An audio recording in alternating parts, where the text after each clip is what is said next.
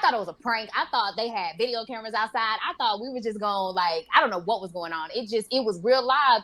You're really upset right now, and you're really trying to cause a scene. Like this was crazy because, mind you, we're in a public restaurant, and there are other regular people paying around us, drinking around us, eating around us, with their families around us, and you're really going to do this. And I'll just say that it started there, and it ended everybody out of their seats, people standing up on furniture, all of us going back and forth, and then it just got so bad to where it's like, all parties just kind of had to like leave. You wanna lose control.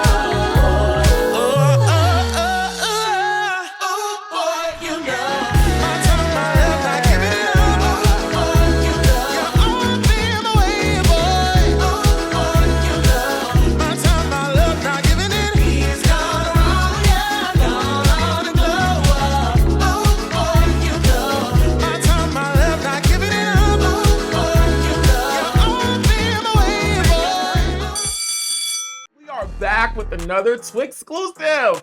Before we begin, a couple of classroom rules. First of all, stop what you're doing and make sure you are subscribed with the notification bell clicked so you can know when we're going live and posting new content. Over to the live chat that's going on right now and join in on the conversation with myself as well as my other Twixlers on today's video. And if you're catching this in the replay, get down in the comment section because we're there keeping the conversation going. And please remember to be nice and kind to each other. This is fun commentary that only needs fun conversation with fun people. Don't nobody get any feelings about this reality TV bullshit. Again, thank you guys so much for watching. Let me move out the way because the video was starting now. What's going on, everybody? It's Oliver Twix here, your nerd boy cutie, reporting for duty to do the Lord's work once again. And we are back in the Twix exclusive classroom, honey, to get into some more shit. Yes, we are talking about my alma mater. You know, my Southern drawl would get the best of me in a quick second, and I got a college degree. I'm very college educated, but my accent will fuck me up in a second. Anyways, The Circle on Netflix. Yes, I have my birthday twin, my sister, one of my greatest friends that I've developed a relationship with from The Circle. The season 3 baddie herself, the queen, fan favorite. You know what I'm saying? Songbird, chocolate skin, everything. Kay. Yes, we are talking to Kay. Yes, we are talking to my sister Kay from the hit reality TV show, The Circle. Netflix's longest original competition reality TV show. And I think it may be the company's longest reality TV show in general running. Because, you know, Netflix will introduce something and get rid of that shit in a second and bring some new stuff in here. And I'm so glad that the show we've been a part of is still alive and kicking as we are entering season 7, potentially 8 and 9. But with that being said, we are taking a look back on the iconic season of season 3 with my friend Kay. So without further ado, let's welcome to the classroom, Kay. There she go. Hey. How are you doing, friend? I am so good, twin. I'm good. I'm feeling great. You look amazing. Thank you, love. You know, this sunshine out here is doing me justice. My melanin magic is popping, and I'm here for it. Listen. So we found out the other day, listen, y'all hoes out at home watching, y'all really just gonna jump in on our conversation because me and Kay talk. So y'all just have to get with the program. Girl, you know the other day we was talking about the stuff we've been using, the glow, the melanin glow, whatever. Yes, glow melanin. It really works. It really works. I see a complete difference in my dark spots. And I was like looking at the mirror. I was looking at myself, like looking. I was like, damn, this shit worked. Kay was right. Listen, I literally have not even been wearing foundation. Like, I put my sunscreen on. Okay, shout out to, what is it, Supergoop? I like Supergoop. Yeah. Mm-hmm. I think that's like Gwyneth Paltrow's like sunscreen. It's really good. Doesn't leave like a white cast on your face. Shout out to her. And then the Glow Melanin product. So, and let me tell you about the Yoni real quick, like, okay? So they've got Yoni products. Yeah, because I'm trying to keep my coochie clean. Listen, and it's so good. And you know, I'm a kickboxer. boxer. I work out often. So I really have seen it like using it. It lasts like throughout the day. And I really like it. So, get some more of those products. Now, the black soap I haven't tried, like the black African soap, but the turmeric soap, amazing. Yes. Yes. Yes, that's what I have. And I use it every day. And Did you get the scrub, the lip scrub? I didn't get the lip scrub. Get the lip scrub too. Mm-hmm. Especially for people out there who like the little extra, the little extra tree vibe, really keeps those lips good and pink. I know that's right. Because we don't want a little burnt charcoal lips around here, honey. We don't like that crust on the lips, okay? Say that for your toast, all right? Before I joined the circle, and I feel like I tell this story all the time, but I'm going to say it. When I was going through my circle process, I thought the entire time I was getting ready to film season 3 because at the time that I auditioned, only seasons 1 and 2 had dropped. Right. So I sent in my audition tape. Everything that I'm saying is season 3. I make it, fly over to Manchester. I'm still thinking it's season 3. I go film my player profile shoot. I'm still thinking it's season 3. Baby. The day after my player profile, the press release drops. Season 3 and season 4 of The Circle have been filmed and they're coming. I am gagged. Slightly my feelings hurt because I was like, yes. I was supposed to win season 3. I had came up with this whole fantasy in my head because Eva won season 3 on Top Model, Fantasia won season 3 American Idol. All of them was going to win season 3 of The Circle. Understood. So then time goes by. I'm still in hiding. They drop the player profiles, which is done in such a way that The Circle didn't do it before and hasn't done it since then. They had a whole marketing rollout. Mm-hmm. It was a whole special film with Chris Sapphire and Chloe, as well as Delisa.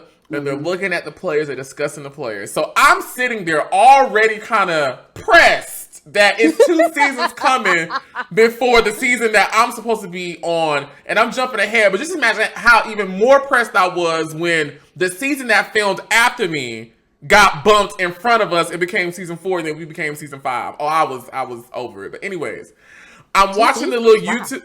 Yes. Well, 2 and 3 were filming back to back. Yeah, 2 and 3. But I guess I didn't know. I would think if you were going for 3, you would at least be in 4. But you ended up being in 5?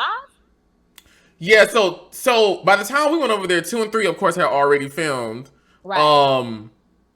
Because I was supposed to be in 2. They were now. No, they said I added something. They said season 3 was coming because we were over there at the time about to film 4 and 5. Seasons 2 and 3 have filmed back to back. I'm sorry. Yes, we're about to film 4 and 5. What ended up being my season 5 was filmed before what ended up being season 4. Season 4 filmed after us. Okay. But I brought all that to say I'm over there watching the rollout and I'm watching the player profiles. And then I see Daniel's player profile and I was like, oh shit. Oh my God. My player profile don't look like that. At least I didn't think at the time. Mm-hmm. Girl, your player profile popped up. And I said immediately, there is no way I made this show. Because there's no way my player profile was better than this. It's just no way possible. Oh. I was so pressed by your player profile. Because I was like, there's no way I was better than this. Like, it's just no way. There's no way. I didn't make the show. I'm going home. That was wild. That's crazy. That's so wild because so many people compliment me off my player profile. But honestly, when I went in there to actually do it, it was just so like, I don't know. I can't explain it. It's almost like it wasn't even a big deal. Like I just went in there, talked to some friends, did some dance moves and was like, hey, put on that Cardi, put on that 90s. And then they was like, oh, we got this earlier than we thought. You can go now. And I was like, oh, okay, is that it? And I thought because mine went by so fast that I probably couldn't have got it because I felt like they thought that maybe it wasn't, what everybody else had recorded. Because they were just like, I did it. And they was like, all right, we good. We got it. You can go. And I was like, is it not supposed to be longer than this? And, oh, okay, cool. Well, I mean, I guess I got to leave it up to God. Because at this point, I'm in the UK. So if I don't make it, at least I got a vacation. Okay.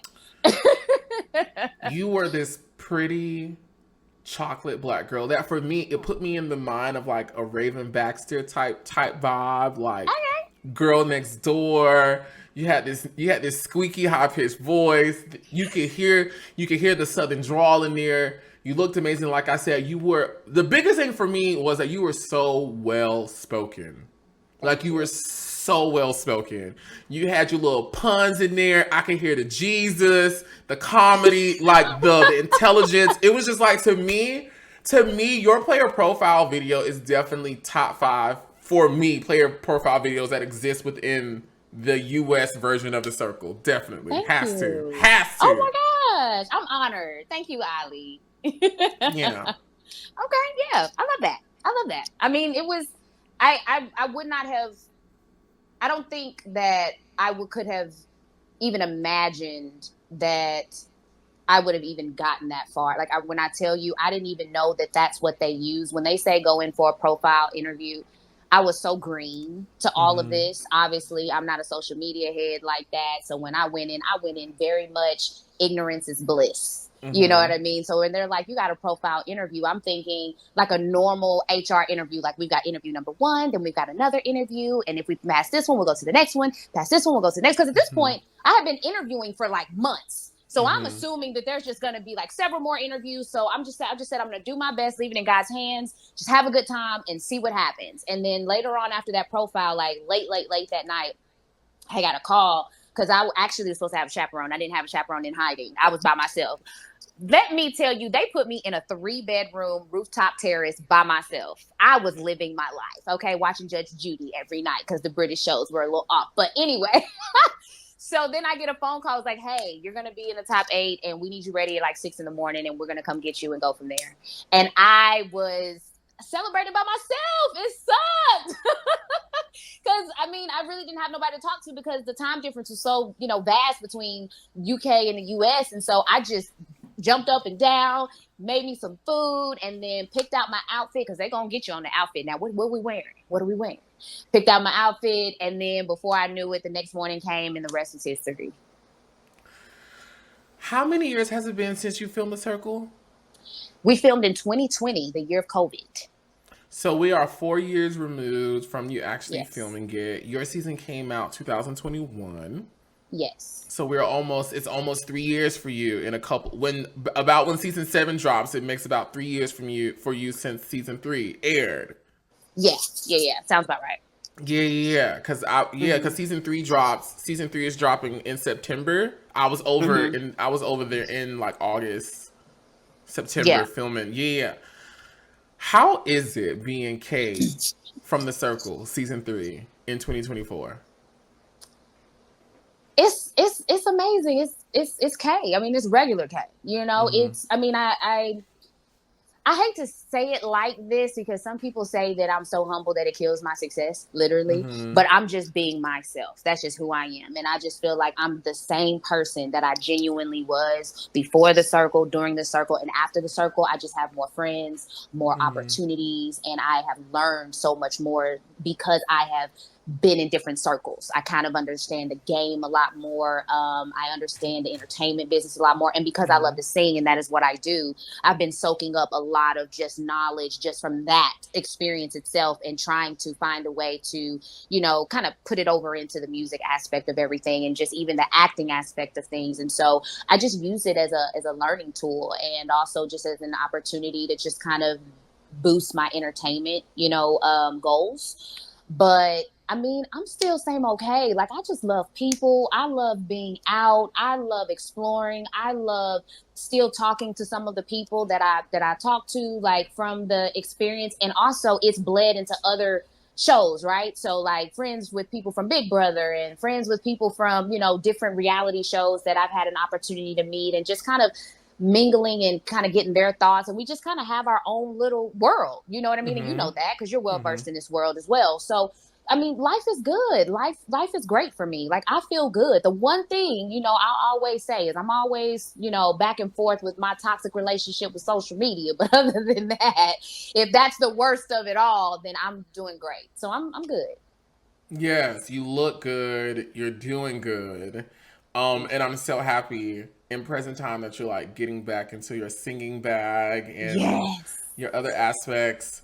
The other aspects to you as an entertainer because you're so amazing. I remember it was a song you put out. around the time, and I watched the video on YouTube. I can't exactly remember the song. I'm so sorry. I'm so sorry. No, but it Don't was so worry. Don't good. worry. No, but I don't even want. That was my first video, and I'm like mortified. Okay, like me and my cousin, we just kind of played around with it just to have a visual. But you know how when you've done like your first and then you've gotten so much better since, it's kind of like, you know. Yeah, But get I it. appreciate the love from it though, because that was my first single that I dropped, I believe, in 2020. So yes, it was called Cake. Yes, and it Yeah. is on YouTube, and I am mortified. Don't come for me, y'all. It was my first video, but if you want to watch it, feel free to go watch it. Kay, is there a reason why you don't go by your government name? Yes, Why? What's the reason? because I don't like it Really? at all. At all. Like, I'm uncomfortable with the fact you even just talking to me about this right Oh, I'm so sorry. now. No, it's fine. It's fine because I literally say it in the beginning of the circle anyway, so it's no big Yeah. deal. But it's like, I just literally have never in my whole life ever liked it from the connotation in which that I have gone through so much discrimination. I've gone through so much just what do you call it? I forget. What is that word I'm looking for? Where Like when people people have prejudge you? preconceived notions. Like even whether it's getting a job or whether it's being in a song that is being misogynistic or whatever that is. And I feel like the type of person I am and how hard I've worked, and also I did not have a choice in what I would be named, right? So Right, you weren't part of that conversation. I wasn't, because if I was, I would have had some words, okay? But I just decided that, this is my life, my destiny, and I want to be called whatever I want to be called. And in this day and age, you can be whatever you want to be, who you want to be. And the one thing about it is you are going to, call me what I feel comfortable with. And so that's why I am Kay, which, to be honest, growing up, I have a whole bunch of nicknames. At this point, I've had so many names that if I went into a crowd of people, I would know from what era, I know people based on the name that they give me. So, but right now, Kay that's where it is. That's what it is. And also it's a part of my artist name, and I love my artistry. So to me, that's just where it is and where it's going to stay. Yeah. We're going to stay right there, honey. I ain't gonna right there, say baby. It. Okay. I ain't going to say it. Literally, like, unless you're paying me, cutting me a check, or it's a legal document, no. No, we are not going with that. So, I want to go back before we meet you on Netflix's The Circle, right? Okay. What were you doing? I don't think we ever talked about this. What were you doing? What was I doing? Okay, let me go back. Hold on. So right before so I was in Atlanta, Georgia. I had just bought a home in 2017. I was working as a HR specialist for an engineering company, and I ran 10 buildings for engineering, things dealing with welding, CNC machine operation, forklift drivers, just like all these different avenues in manufacturing that I would, hire for, etc. Yeah. So I was making six figures doing my thing, okay? But doing that, though, even though it was a lot of money and the bag was great, it was weighing on me from a stress level, because I was doing all that by myself. And I got to a place where I was like, you know what? I'm in Atlanta and I'm trying to record and I'm trying to do this and do that from my artist standpoint, but I was working around the clock 24/7. So there was no way that I had time for my arts. And I was so stressed out, I started losing my edges, baby. Like, my edges was like falling out. And like, we need that. We need the edges, okay? I'm over here just trying to keep up with what I got. Had to get my rice water and everything because it was bad. Okay? It was real bad. All right, come on, rice water. Oh, come on, rice water. It'll get you together, right? So I went under pretty much a self journey that allowed me to focus in on my 7 aspects of wellness. One of them really being that focusing on the emotional space. And I was like, I'm just not happy right now because I feel like my job is taking up the majority, like 97% of my life.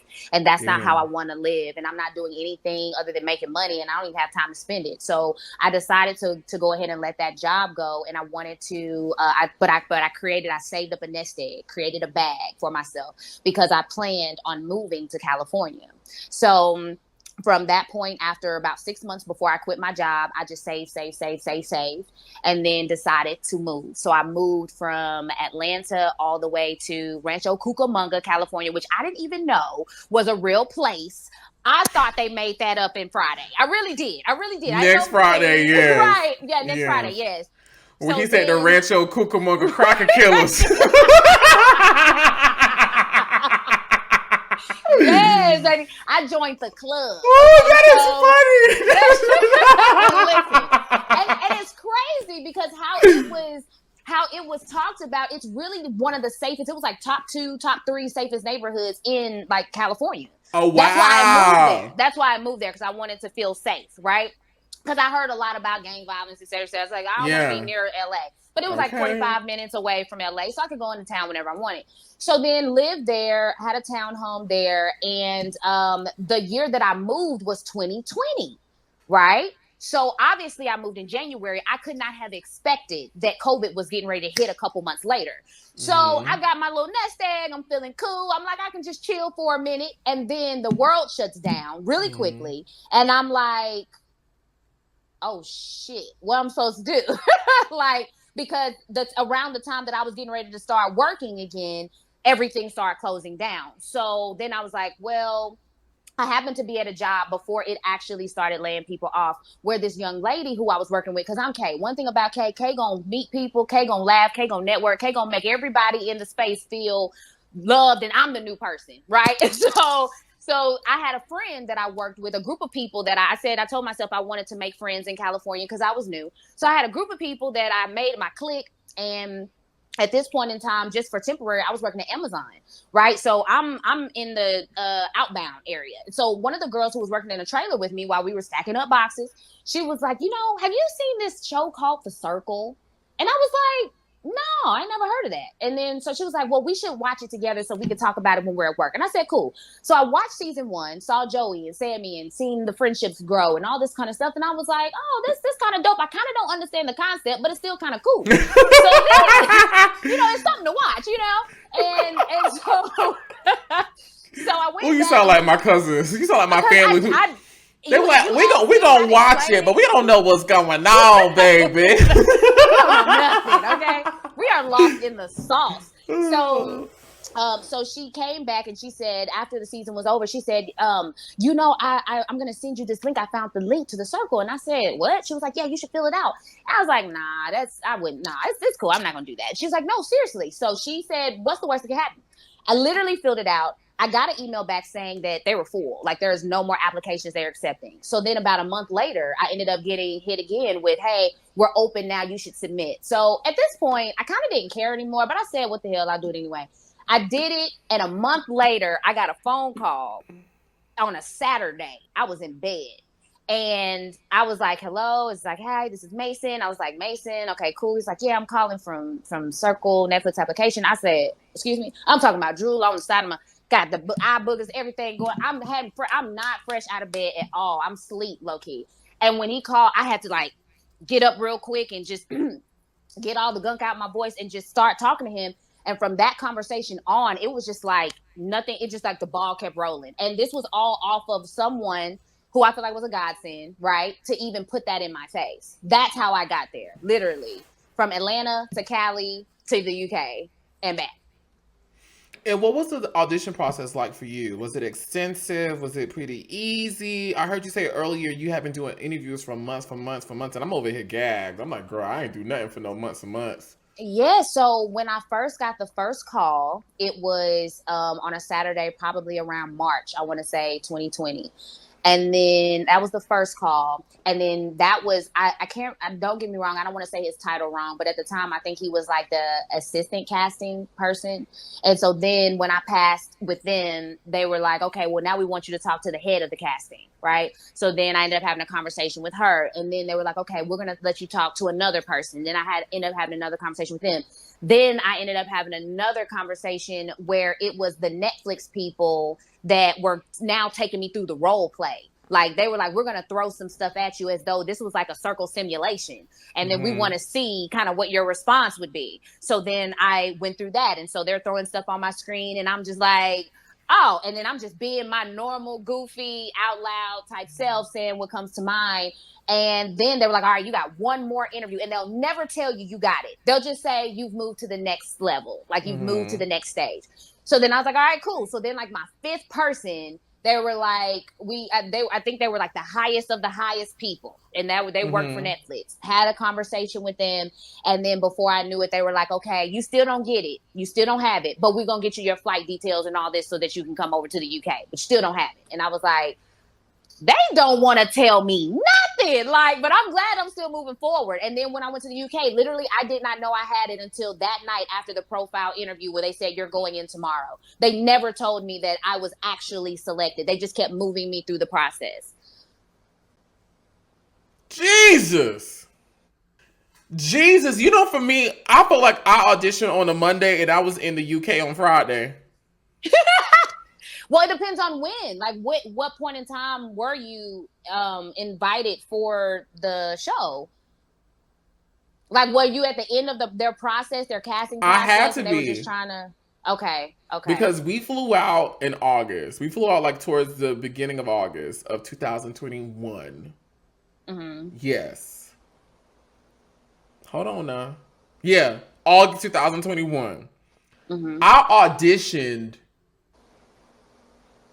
June. Like when you June. say audition, what do you mean by that? Because all I was doing was sent in my tape. Sent in my tape. Okay, got it. And like I sent in my tape like on a Thursday night. They called me like that Saturday. I feel like it was like that Saturday, and then like my whole audition process was like a month and a half.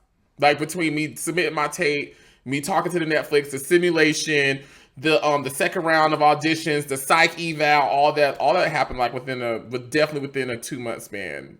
By August, I was gone. I auditioned like late June. By August, I was gone. Yeah, my process went from March to like, I want to say like, what was it? Like maybe August, September. Like we went through a lot, but it wasn't a lot. It was just like almost like one interview a month. It felt like. Yeah. If that makes sense. So it's just really spaced out. I'm starting to think now, like, because I've talked to people, I'm wondering if like the people who come in, who they cast the earliest are kind of like on the higher up list of these are the people we really want in the house, and they start building like maybe a mini storyboard around like the people that they're getting in, and then as they get towards the end, with people like me who audition last minute but are probably still interesting, like okay, let's see how we can fit them within what we've already done. That's me just thinking out loud right now. I agree because I mean naturally from a human standpoint, even with casting directors, when you feel like you like somebody, you're going to now start to fight for them. So if the first 3 people you like, it's like every time someone else comes that's new to the board, you're like, well, but we still got these 3 people and we know how good they are. You know what I mean? So I think just naturally, that's just probably how it works. I think the earlier you're picked, the better. I do agree with that. Yeah. But I honestly feel like you are one of the best casting decisions ever on the circle. Like thank you. I feel like there's some of us who fit this is a contestant from the circle, and I feel like you are a contestant from the circle. Like you represent what it means to compete on that show, for me at least. I mean, I would like to say so. I'd like to say so too. So I'll toot my horn a little bit. Toot toot. Okay, BD. Thank you guys so much again for watching. We're about to head to a commercial break, but don't go nowhere. Make sure you stay in the mix with Twix, because we'll be back with more after this. Bitch, I just rapped. In case you missed it, Facebook has just introduced Facebook Content Monetization, a new program that makes it easier for creators to make money on Facebook on more content. Don't know about it? Let's get into it. Hey, it's Oliver Twix back with another Twix tip on how to be a successful content creator on Facebook. Now, did you know that Facebook has now merged in-stream ads, ads on Reels, and performance bonus into one? Yep. The beta launch will help us earn money from more content formats with just one program. And on top of that, the payout model remains the same. Plus, you have access to simplified insights in both the professional dashboard and the Meta Business Suite. Now, I know that's a lot, but come on, I got you. Because guess what? You may already have an invitation to join the beta program. Yes, you superstar. If not, no worries, because you can still let Facebook know you would like an invite before the program opens up. Just click the link right here. It's also linked in the comments below, so click to learn more. Now listen up! There are 3 big things to know when monetizing on Facebook. Number 1, Facebook lets creators earn from different kinds of content. You can earn money across different content formats, not only reels and videos, but also photos and text posts. Facebook is also experimenting with monetization on stories too. I use Facebook to share my most intimate posts, which normally sees high engagement from my following. I'm literally raking in the dough just by chit-chatting with my people. Number 2, you get paid based on your performance. So, the better you perform, the more money you earn. Now, whether it's reels, videos, photos, or text posts, you get paid based on audience engagement. Now, when I want to boost my own engagement, baby, I jump down in the comments. I notoriously dish out some of my most ferocious clapbacks on Facebook because I know on here, they are going to go crazy in the comments. Which having fun in the comments, even with the trolls, is a performance worth the payoff. And lastly, number 3, you can earn directly from your fans. Facebook also lets you earn directly from your fans through stars and subscriptions. Your most loyal fans can support you in a sustainable way. I have literally gotten so many stars from people as close to me as my family members to watchers from the other side of the world. And all because my video made them feel good to do so. Those stars support so many creators like me, and it's those loving reminders that keep us going. So don't you wait, because Meta is where it's better, baby. See you soon. Okay, so we're gonna go to my favorite part of these exclusives where we play a game of roll call. And this game of roll call consists of me naming everyone who was on your cast of the circle. And you're gonna tell me the first thing that comes to your brain. This can be a word, this can be a memory, this can be a sentence, this can be a feeling, this can be some tea, this can be whatever you want it to be. It can be good, bad, ugly, or indifferent. We accept it all. My question to you is, are you ready? Okay. I am ready, I think. Kicking it off is Ava and Chanel playing as Ava. Oh. Okay. Cool. That's all I can. All right.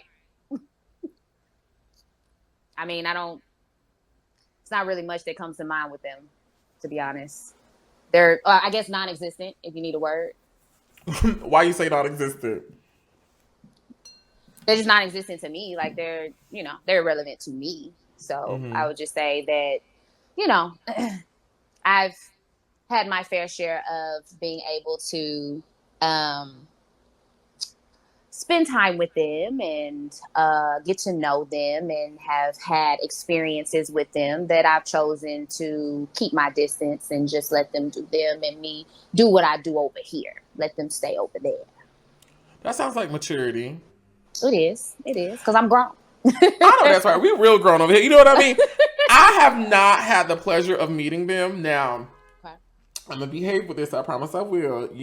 The people had told me that them women really don't care for me because the girl, an interview with somebody else brought their name up or something like that. You know what I mean? But I've never met them face to face. So, a strong piece of me wants to hold out for a hero and see if I ever come across them face to face, what happens. You know what I mean? Nothing. They would never say anything to you face to face. I don't believe. Just judging off the character. I mean, I'm from the circle, so I can read people's energy through a screen without even seeing them or knowing them. I have gathered, according to my research, that they're just not the type of people that I would consider keeping my energy around. And they don't have the type of energy that I would want in my space. So I'm not shocked that they have or might perceive you as someone that, you know, they have an issue with, but for whatever reason, instead of coming to talk to you about it, I'm sure they're going to talk to themselves, talk to other I've never people, spoken whatever. to them, never talked to them, never a day in my life.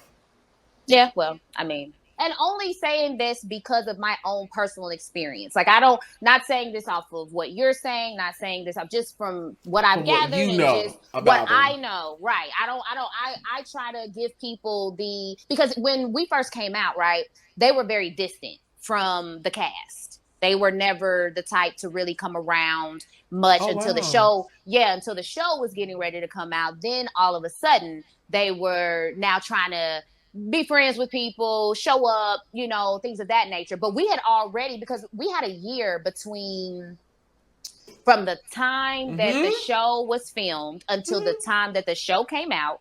We Mm-hmm. all were trying to bond together because we had this one thing in common that we couldn't spill the beans on. So we were Mm-hmm. all coming together, hanging out, throwing parties, being together, whatever the case may be. And they were very distant. So when the show was getting ready to come out, then they started to come around. Now, even though there was that distance, I gave myself an opportunity, despite maybe what others had thought, or maybe what I thought initially, to speak with them, sit down with them, get to know them, and make a decision for myself if I wanted to be in their space. And for a second there, they were showing me attributes and characteristics that proved to be very, very cool. Very cool. Very like, okay, maybe people have misjudged you guys.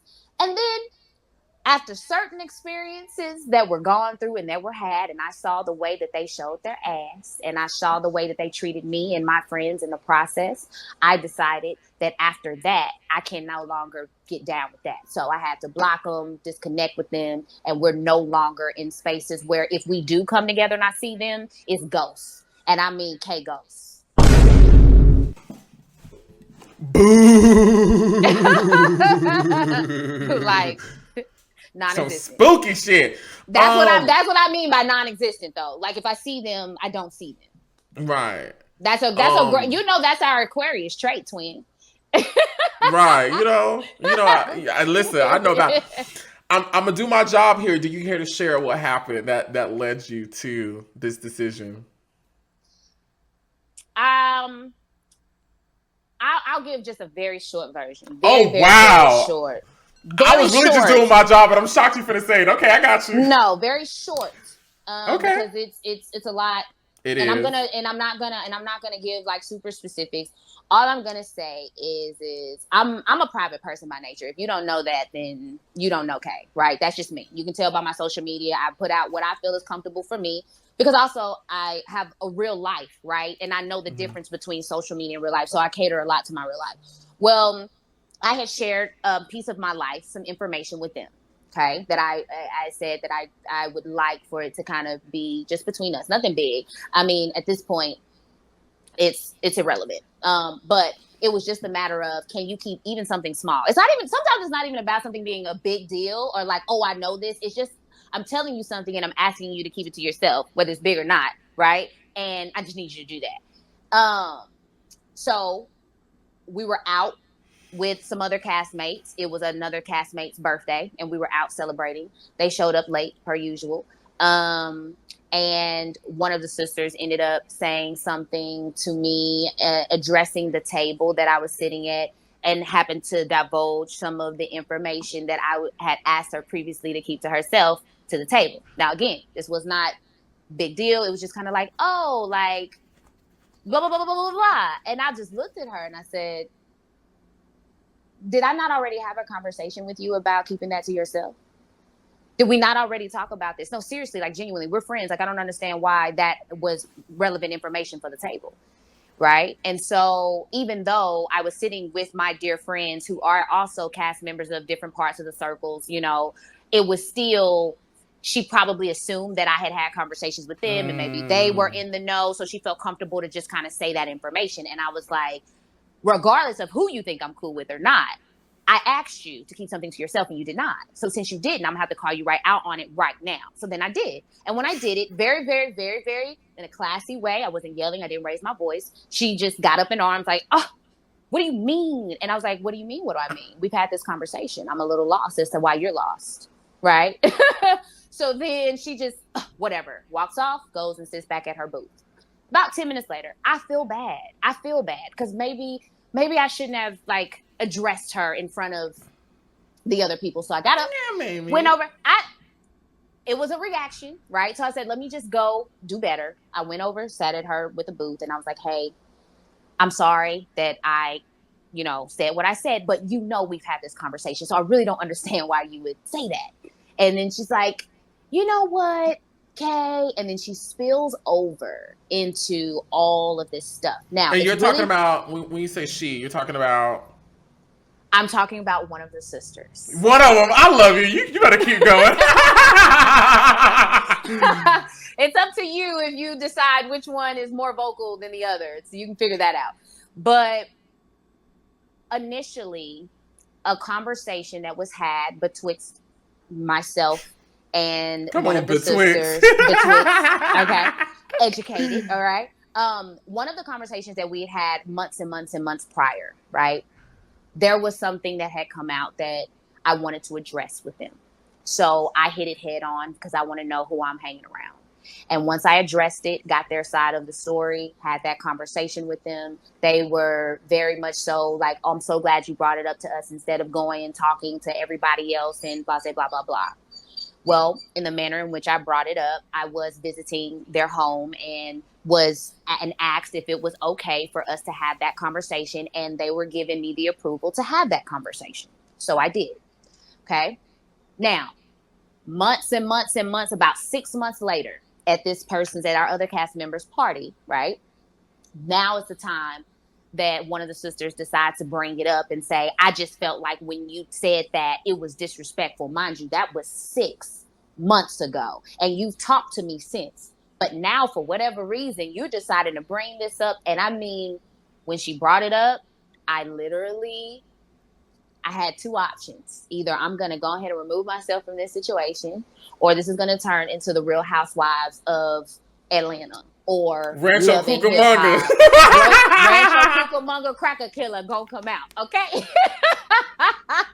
Because I'm very sweet. Don't get me wrong, but I'm still a woman, a human being, and I still, I have defense mechanisms. I mean, because I didn't understand. I'm the type of person, if there's an issue, I address it immediately. So if that was an issue, you should have addressed me right then and there when you felt that there was an issue, but you waited 6 months to bring it up. And not only did you wait 6 months, you brought it up at one of my friends' birthday parties, right? Where we should be here celebrating them. So got to a place where, honestly, I went to go sit down back at the table that I was initially sitting at. And I had my loving cast members around me asking, are you okay? Everything cool? And I'm like, yeah, everything's cool. One of the sisters comes up into the table and says, you know what, Kay? Let's just get it all out. I said, well, let's. Let's go. You know what I mean? Uh-huh. And then she starts going off on another cast member that was beside me, another cast member that wasn't even there, another cast. I mean, it was just turned it into I thought it was a prank. I thought they had video cameras outside. I thought we were just going like, I don't know what was going on. It was real live. You're really upset right now and you're really trying to cause a scene. Like this was crazy because mind you, we're in a public restaurant and there are other regular people paying around us, drinking around us, eating around us with their families around us. And you're really going to do this. And I'll just say that it started there and it ended everybody out of their seats, people standing up on furniture, all of us going back and forth. And then it just got so bad to where it's like all parties just kind of had to like leave. Like, because it just escalated. And so from there, I was like, so I know that and here's where I was wrong. I feel like I was wrong because had I sat my butt still at that table instead of went over there and went to that booth and tried to make peace, then it wouldn't have been an issue. But because I felt bad and I went over there to try to make peace and make them feel better or at least have the conversation, it caused all of that. So it was on me. That's what I feel. Is there room for you guys to ever be friends again? No. And I wish them the best. They're just non-existent to me. Once you show me who you are, I genuinely believe you, especially at this big old age. Like, there's nothing like, I don't even need anything from you. There's nothing. I mean, there's just nothing. There's nothing. I'm not even interested. I have no desire to have to put myself around places where I feel like I'm gonna be tolerated and not celebrated. I love how you put that. That is so important.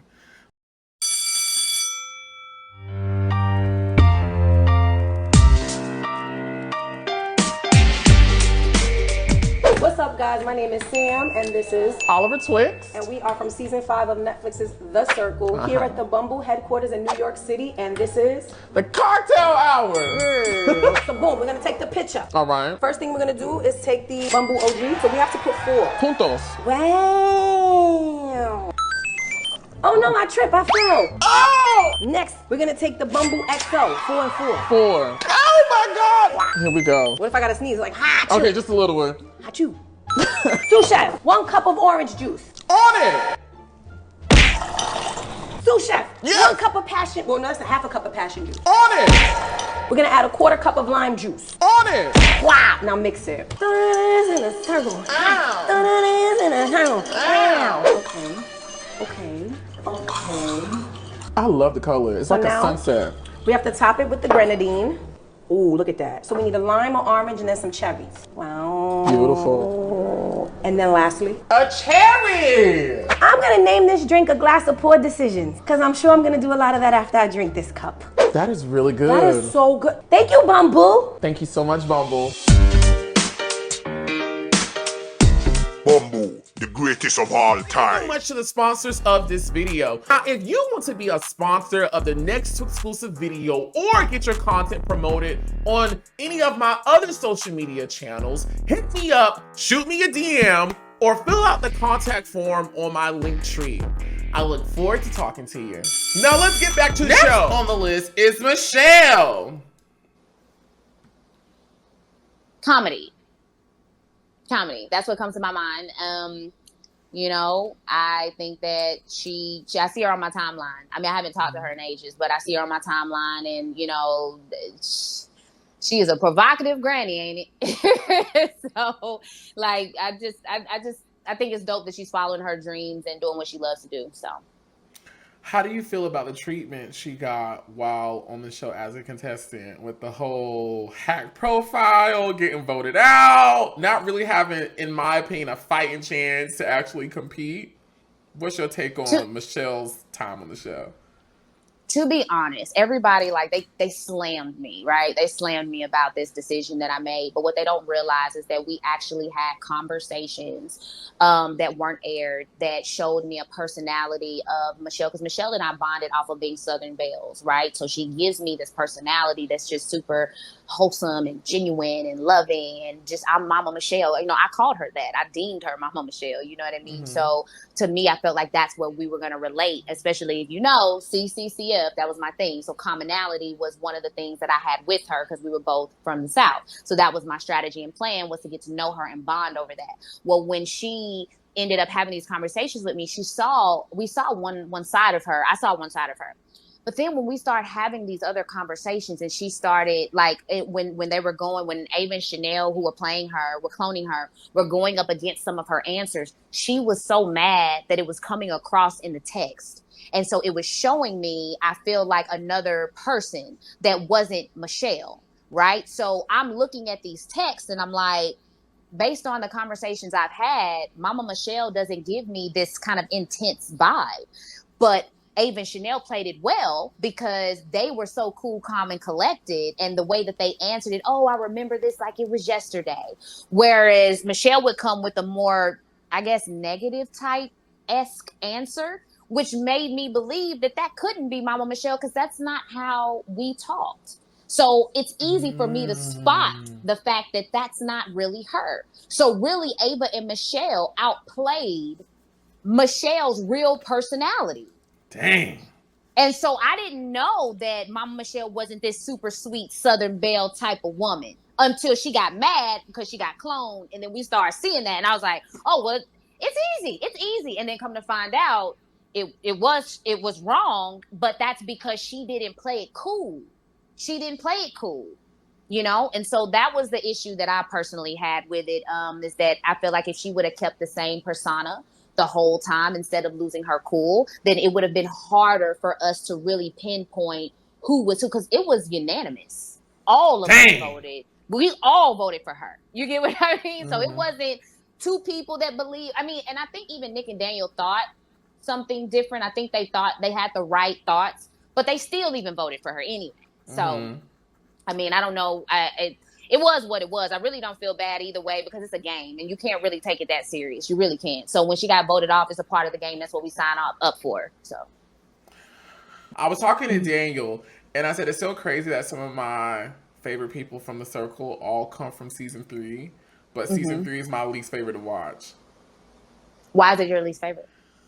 For me, it went downhill when Michelle got dragged across the coals and never got a redemption arc. Like, she never got a chance to, like, redeem herself. And I feel like even though the circle has done some crazy stuff, like, leading up to that point, and even after that, the circle is still a family show. And so, like, I feel like they always still kind of land the plane in a safe place, like, in a safe, happy place where you get some sort of resolve that makes you feel good about like what just happened. Like, okay, yeah, this just happened, but like for example, season 2. Remember when I think his name was Jack? When Jack was getting exposed and he was a catfish, and like you could see like the horror in his face, and it was just like downhill from that. Okay, that was such a big moment, but the resolve was we're gonna have him come back as a catfish with this other player that also got blocked. You know what I mean? Like we got this big moment, but some resolve. I feel like the circle blew Michelle ass up and never said sorry. And never said sorry. And I think for me, it just kind of killed it for me after that. I was like, dang. And then I also didn't like too how it looked like all the white people was ganging up on the black girl. Even though I know that wasn't the energy behind it, I'm in no way, shape, form saying that the people on the show, nor the producers, nor the network wanted that energy.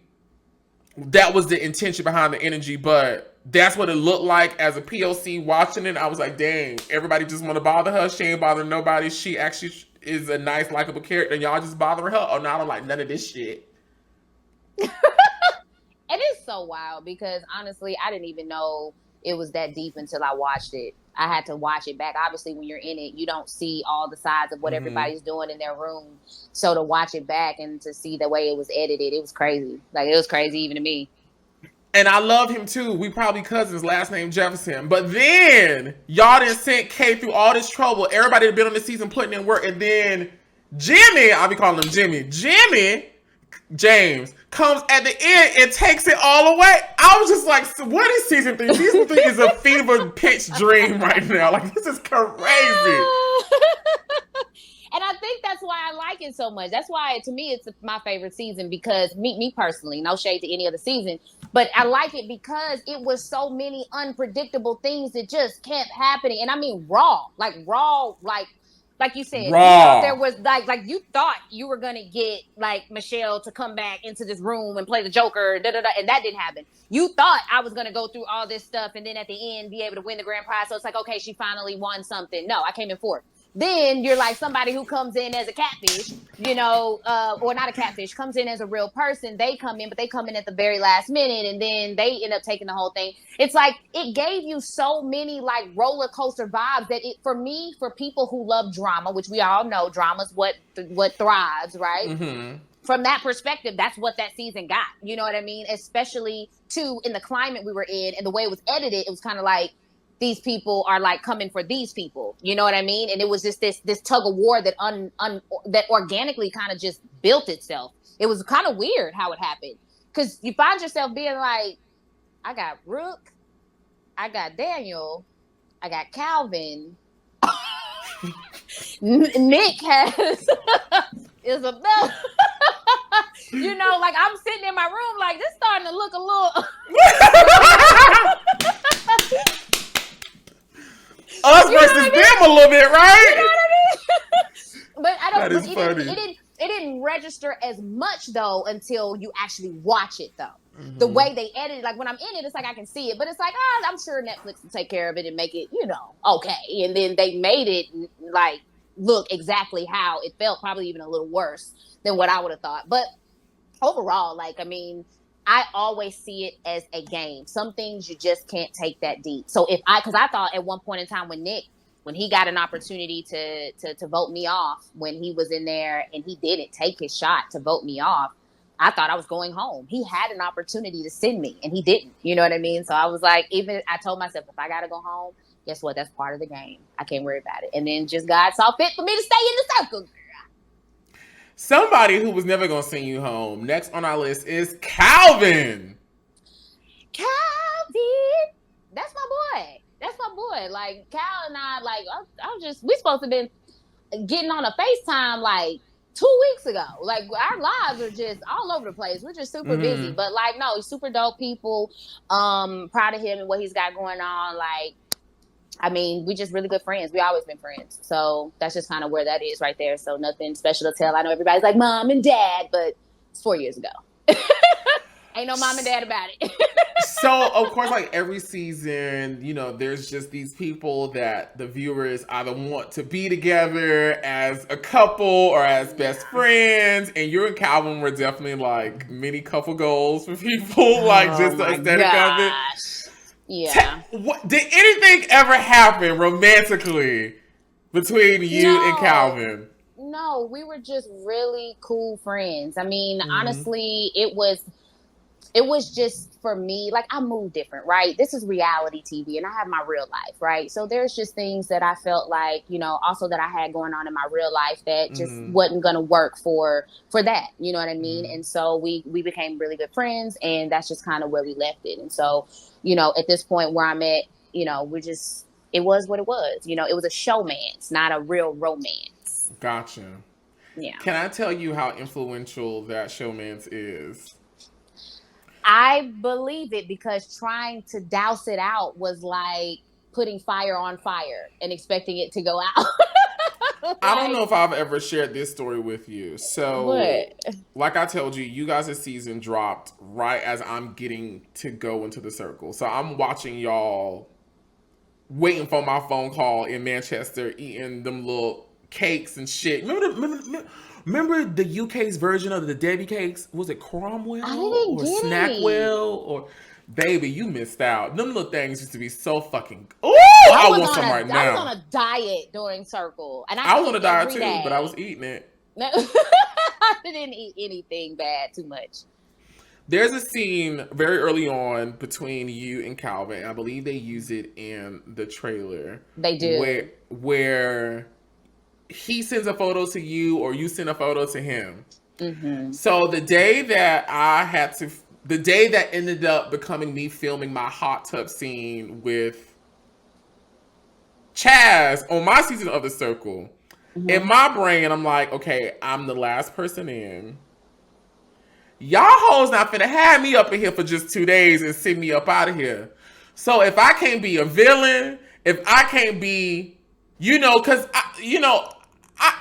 I could kind of tell what they was trying to produce. You know, I could just kind of feel, you know, I could feel it. I could feel it. So I said, okay, well, Chaz is the only other black gay person in here. I don't think we ever had 2 gay black men on The Circle at one time. I'm in this hot tub right now. There's a picture in my book, my library of content, because I don't know if you guys know this. We have to put together pictures and videos. Like, it's like 50 almost. It feels like 50 images and photos of just different categories of stuff that you go into the circle with. And I knew I had this photo with me in the Speedo with my butt out. And so I remembered that in the chat with Kay and Calvin, they sent the photo to each other. So I said, okay, bitch, you want to stay on this show? You need to do something. Hey, can I send Chaz this photo of me on the pool? Hey. And they stopped production for like 15 minutes because they had to call somebody for permission. But they came back and told me that whoever had the deciding vote was like, yeah, it's fine, he could do it. But I was inspired by y'all. Wow. Well, I'm glad that we could inspire you. That's great. Yes. Because if you would have known what really went down about that whole picture thing, you'd have been like, what?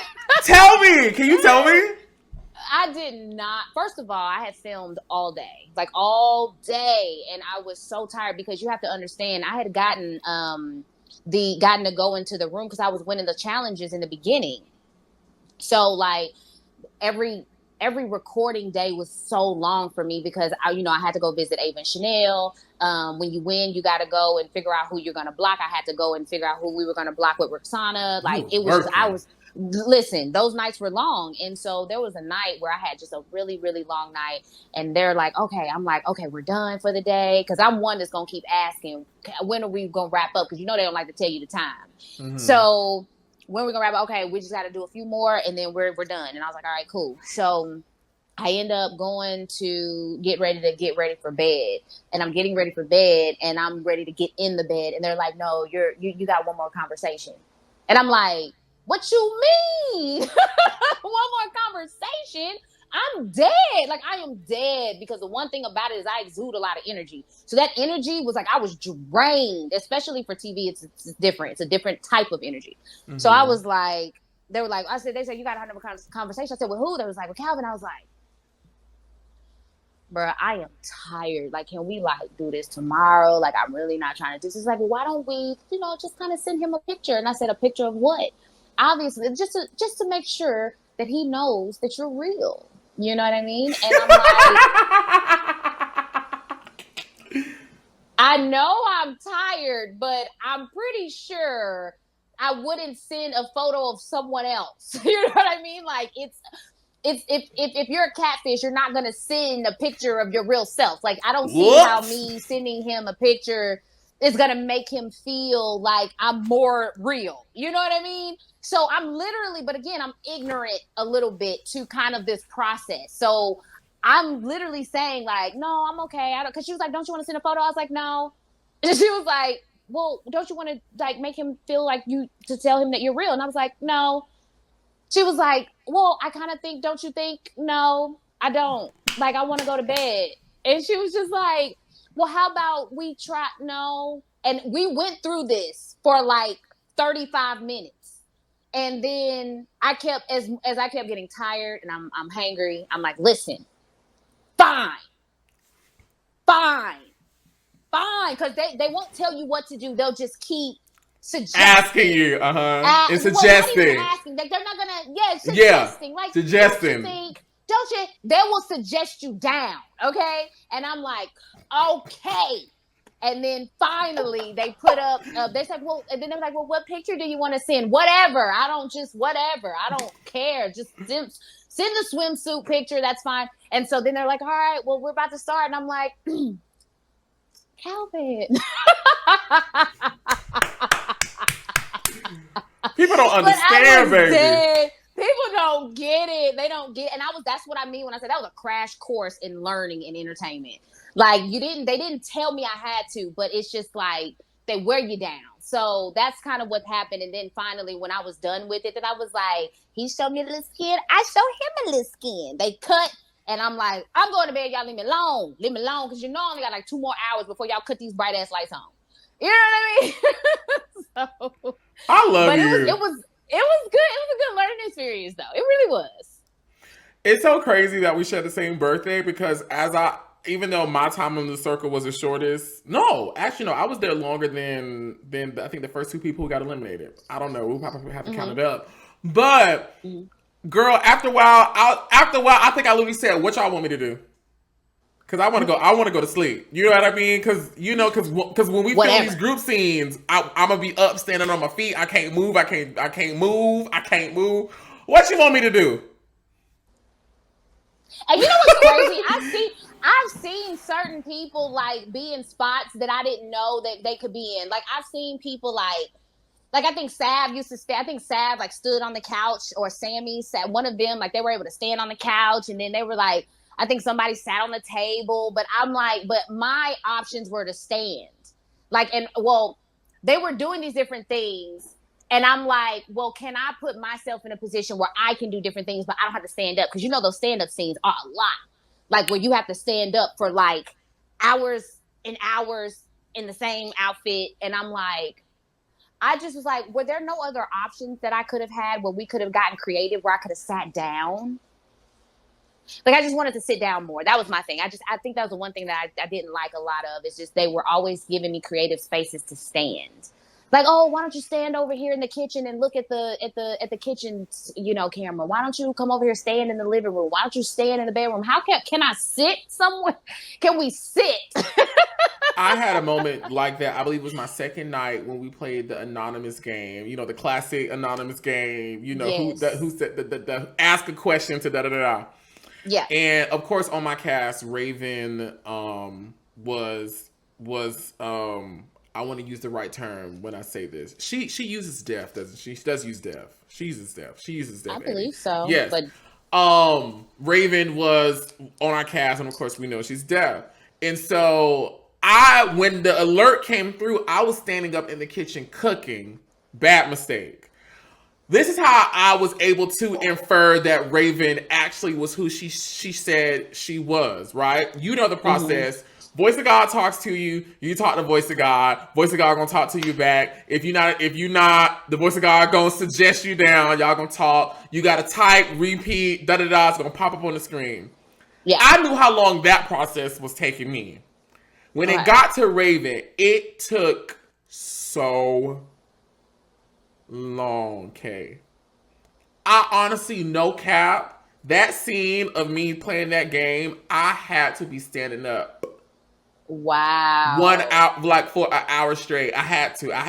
Definitely at least 30 minutes, but that entire scene was like hours long. That entire game was hours long. And that's how I was able to put 2 and 2 together. I was like, oh no, this is her.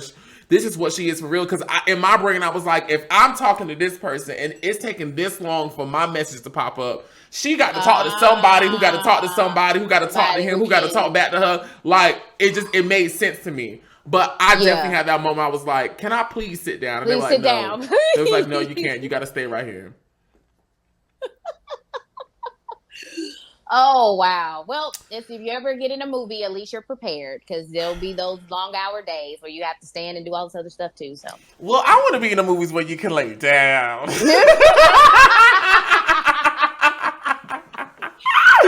me stop. It's Oliver Twix. And Mama Twix here. Thank you, Puma, for our Puma Easy Rider shoes.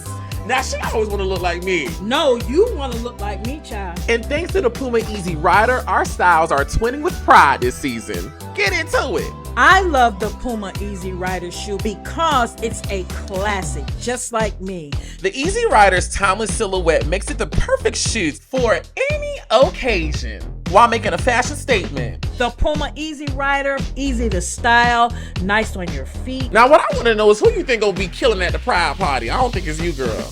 Child, please. I already know it's going to be me, man. Get in the mix with Puma with the return of the Easy Rider shoe. And wear your Easy Riders with pride. Okay. Okay, so next on the list is Roxana. okay. Roxana. She's dope. She's dope. I just wish she would have used her real live energy, like the real Roxana, like that energy she has when she's always dancing. She's always like very lively. I just wish she could have brought some of that to the screen. But I think like all of us, we're trying to make sure that we don't like damage what we have going on. I know she has a family and things of that nature. So I think her goal was just to play the role of like good best friend, like mama role to Daniel, that type of thing. So I think it would have been so dope to see her do half the energy she has in real life. I would have loved to see that on the screen. I think that would have been amazing. Yeah.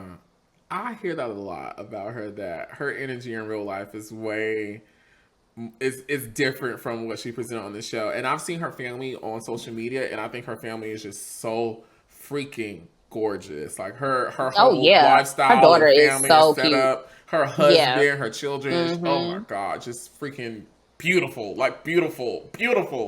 Yes, exactly. And I would have loved to see her just be her loud, like on the table dancing. Like I remember I think she had a birthday party in New York, or it's supposed to be a rap party. It was something. I just remember I saw that. Back, and she was getting it where she was. That was my first time seeing Rook and her energy, and I said, well, damn. Yes. She doing it. Okay, cool. Yeah. So, next on the list is cool. Rachel, who played as Jackson. To be what's crazy, I love Rachel, but Rachel and I, to be honest, were the closest after the circle. After we aired, really? because really, she lived in Santa Monica. I was in Rancho, and me and her were always together. We were always hanging out. I was always at her house. Like, I stayed over her house in Santa Monica because I love going to the beach. So I would go over there. She had a nice apartment down there, and we would just hang out. We would spend so much time together.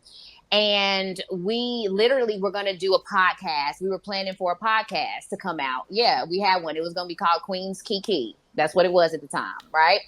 And we were really, really, really close. And we have literally like vlogs. We have all kind of stuff from when we were hanging out. But when the show came out and aired, it caused so much division and so much chaos between my fans and the band, right? Kay's team and the band, that it just kind of went nuts. And I think that's initially what divided us, because it caused so much stress and pressure for her, and like the anxiety of it all. Me too. You know, I left after the first week. I left when I was getting slammed about Michelle. I'm talking about people were on me like, you say your dad's an FBI agent, but you don't know shit. You just a dumb N-word. Like, I was getting like reamed, you know, for all kind of stuff. And, you know, Sophia was getting reamed when certain stuff came out, and Rachel was getting, you know, her fair share. Like, we were all kind of getting hit with something. Dang. So like the anxiety of it all kind of like killed, I believe, our friendship. I felt like even though I didn't do anything to her in real life personally, I think seeing me represented what she was going through and her anxiety. So we kind of had to like, from that moment, that's when I recall us like separating and not being as close as we were.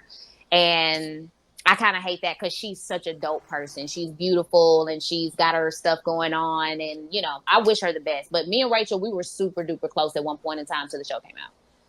Dang it. I can't spill it right now, but that's the story of me and one of my cast members. Like, after the show, we were so close. Dang it. I've never said this out loud, but it's okay. Fuck it. We were really close. This ain't my chat, so I ain't gonna say the name. I'm just gonna tease a little bit. We were really, really close, and we would hang out. We would talk. We would do like a lot of shit. I have like content of us. I'm gonna drop it. I'm releasing a lot of like content from the circle I have never put out before while season 7 is airing. But then like, and it was nothing actually related to the show. It was something that happened like outside, and like we were never able really to like get back in a good place. And it sucks so bad, because I really, really enjoyed the friendship. But yeah. Hey, I know what you mean though. It's fine. It's like I said, it's no bad blood. I know she wishes me well. I wish her well and everything. But you know, it happens, and I have to respect her space. You know, I feel it. Next on the list is Daniel. That's my baby boo. He's crazy as hell. He is crazy as hell. But you cannot help but to love. I cannot help but to love him. And I've had so many conversations with Daniel. I had to get him right together. I have to get him right together, because that's my little baby. But he sometimes he can be really crazy. He can talk. He can do this, that, and the third. And I just have to be like, now, Daniel, where was that a good idea? Like, where was that even? And he'll be like, Queen, you know, I just had to. And I'm like, oh my God. But I love him down though. And like, he's always checking on me, always talks to me. Like, we gotta right now, me and him, we're talking about the Umbrella Academy, because we've both been watching that, and we're like, we just always support each other. So yeah, he's been trying to come see me for forever. He always make it out to Texas though, but I'm waiting on him to come see me. All right, we'll see. Mm-hmm. Baby, you know that plane from Tampa to Texas from Tampa to Austin always gonna land. Okay, every time. Even for a random Wednesday, he will make it happen. Okay. Okay. But no, we're gonna link up one of these days and make it happen. Next on the list is Jackie. Love Jackie down. Jackie and I, actually, Jackie, when I was in Cali, was one of the only people that actually came to Rancho Cucamonga to actually spend time with me. Like, she lived hella far. She would drive 45 minutes to an hour we would go, we'll get in my, jacuzzi and the apartment amenities, and we would just sit there and talk, and we would have a lot of real life conversations. And we were very big, because Jackie's older than me, and Jackie and I, we just bonded just on the maturity tip. You know what I mean? Like, she's very intellectual. She had a lot going on. I had a lot going on, and we kind of really had really in-depth conversations. And I think what made us have good friendship is the fact that she actually is an in-depth person. Like, we can bond, and we related over real life stuff. Because the thing is a lot of the things that some of the other cast members and I talk about are kind of on the shallow surface end. But a lot of the things that me and Jackie talked about were like kind of real life stuff. Like, where do we go from here? What do we do? What are our business plans? How's this going to work? Blah, blah, blah. And like, how are you feeling about life type stuff? And so that's what made us really close. So I love Jackie down. And even to this day, like, I just talked to her like a couple weeks ago, and she's doing fantastic. She's getting her acting bag, you know what I mean? And she's making everything pop. She's going to give you some Comic-Con now. She's going to come out in a she's going to come out looking like, whatever. She's going to get you together. We love that. We love to see it. So yeah, I got love for Jax. Yeah, we cool. I remember when I found out I was the last player to go into my season, I just kept thinking, oh Lord, please, just don't Jackie me. Please don't Jackie me. Where you got to choose sides? Is that come out? No, where like I come in last, but it was just like I could have stayed home. You know what I mean? Right. You got like 2 seconds. Yeah. And it was no fault to Jackie, because you can only do what you're allowed to do. But in terms of like how it came across on the show, and as a viewer, I was like, oh Lord, please just don't Jackie me. Like, let me come up in here and do a little something. But I will say this about Jackie. Jackie is one of the alum from the circle who I respect. Oh, she's a part of the people that I respect the most in terms of a creator, because even though she wasn't presented as like a main character during her season, and like she wasn't like in the forefront, you would never know nothing about that, because Jackie be on her content. Jackie, she be posting her shit. The people be engaging. She got a life. She is booked. She is happy. She's working in her field. She be doing her thing. And when I tell you, I love that about her. Like, I love that about her. Because there's a lot of people that come through the circle, and they don't get some treatment that maybe a Joey gets, or a Chloe got, or an outcome like a Courtney Revolution or a Raven. You know what I'm saying? And they sometimes get kind of stuck in that place of, damn, the circle, I was supposed to get this from the circle. And Jackie is one who, to me, was like, I don't give a damn about none of that. Yeah. I did this, but I still got way more to do. Yeah. And you know what's crazy? I respect that 100% what you're saying, because I actually had talks with her about that heavily after it all happened. Obviously that's kind of a hard place for her to be in, right? To just come in and come off like that. But we had those conversations, and I remember at first the apprehension and just kind of the decision-making process, right? Like kind of what path to take, etc. And to just watch her go from that thought process to actually executing all the way out to where she is now is like, I'm more mind blown, because I remember when we were having those conversations, and now she followed through with all of that. And I'm even more like proud of her, because I know where her mind was at one point in time. So I love Jackie down, and I'm so proud of her. She is making it happen. She is making it happen. Go Jax. I see you, boo. Okay. I don't know nothing about anime. I don't know nothing about anime, but she's doing it. I watched Avatar and X-Men 97. Do that count? Hey, you count more than me, baby. You count more than me. Next on the list is Nick. Nicky boy. Nick and I always first of all respected his game, because we were two titans. That's what they call us, two titans. And I think a lot of people expected us to kind of always be at odds, like always be kind of like this in real life. But in real life, like, Nick is so fun loving. Like, he's a really good guy. Me and him kept in contact for a very, very, very long time. Like, I think, matter of fact, he was the last one to hit me up probably about a couple months ago. And I think after Perfect Match and all that, he just kind of got busy, and things just kind of happened from that perspective. But it's all love between me and Nick. I mean, on my end, I don't have no no qualms about him at all, and I'm proud of him and know what it feels like to like get on another, don't know what it feels like to get on another show, but to watch him get on this Perfect Match show and then continue to develop and progress. Like, I love that for him. So like no qualms about it at all. He's dope. Yeah, I love Yeah. that. Next on the Yeah. list is Sophia, who played Isabella. Sophia is cool people. So Sophia, you know, I know that there is a lot of stuff A that lot of people stuff. feel about a lot of stuff that people feel about Sophia. I don't have those issues though. That whatever energy other people may be holding, that's just not what I'm holding. So I can't, you know, I can only say what my experience is and how I feel. And what it is just that I had a conversation with her a year in advance before the whole show came out. We had a conversation, you know, everything was cool. And I'm not the type of person, if I tell you something's cool, to switch up. Now, when I did see it, because it's one thing to say it and not have seen it, but then to see it, right, is a different thing. So to kind of see it, I didn't really change anything, but it did kind of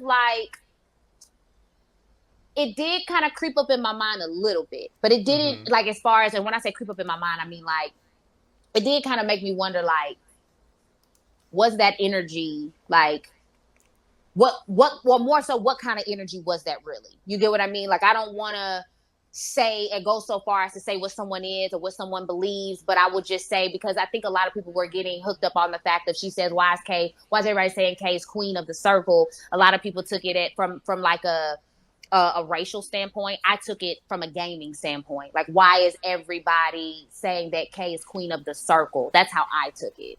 But I feel like because there were so many other scenes where my name was being brought up or whatever the case may be, I think people kind of added in the whole picture, not just that particular piece.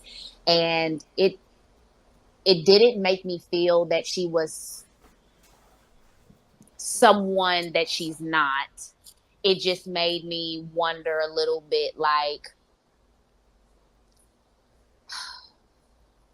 I'm trying to find the way to communicate this, to be honest, because that was a really rough time. Because I was on vacation and I got a phone call where she called me and she was in complete tears and shredded about my fans going in on her and calling her all these things that she said she is not, right? And it was a very hard position to be put in, because though I have gotten a chance to know you and we've had these conversations, it doesn't really look good. And also, too, I'm a little confused as to what to 100% believe, because I don't know you, but I feel like your energy wasn't completely that.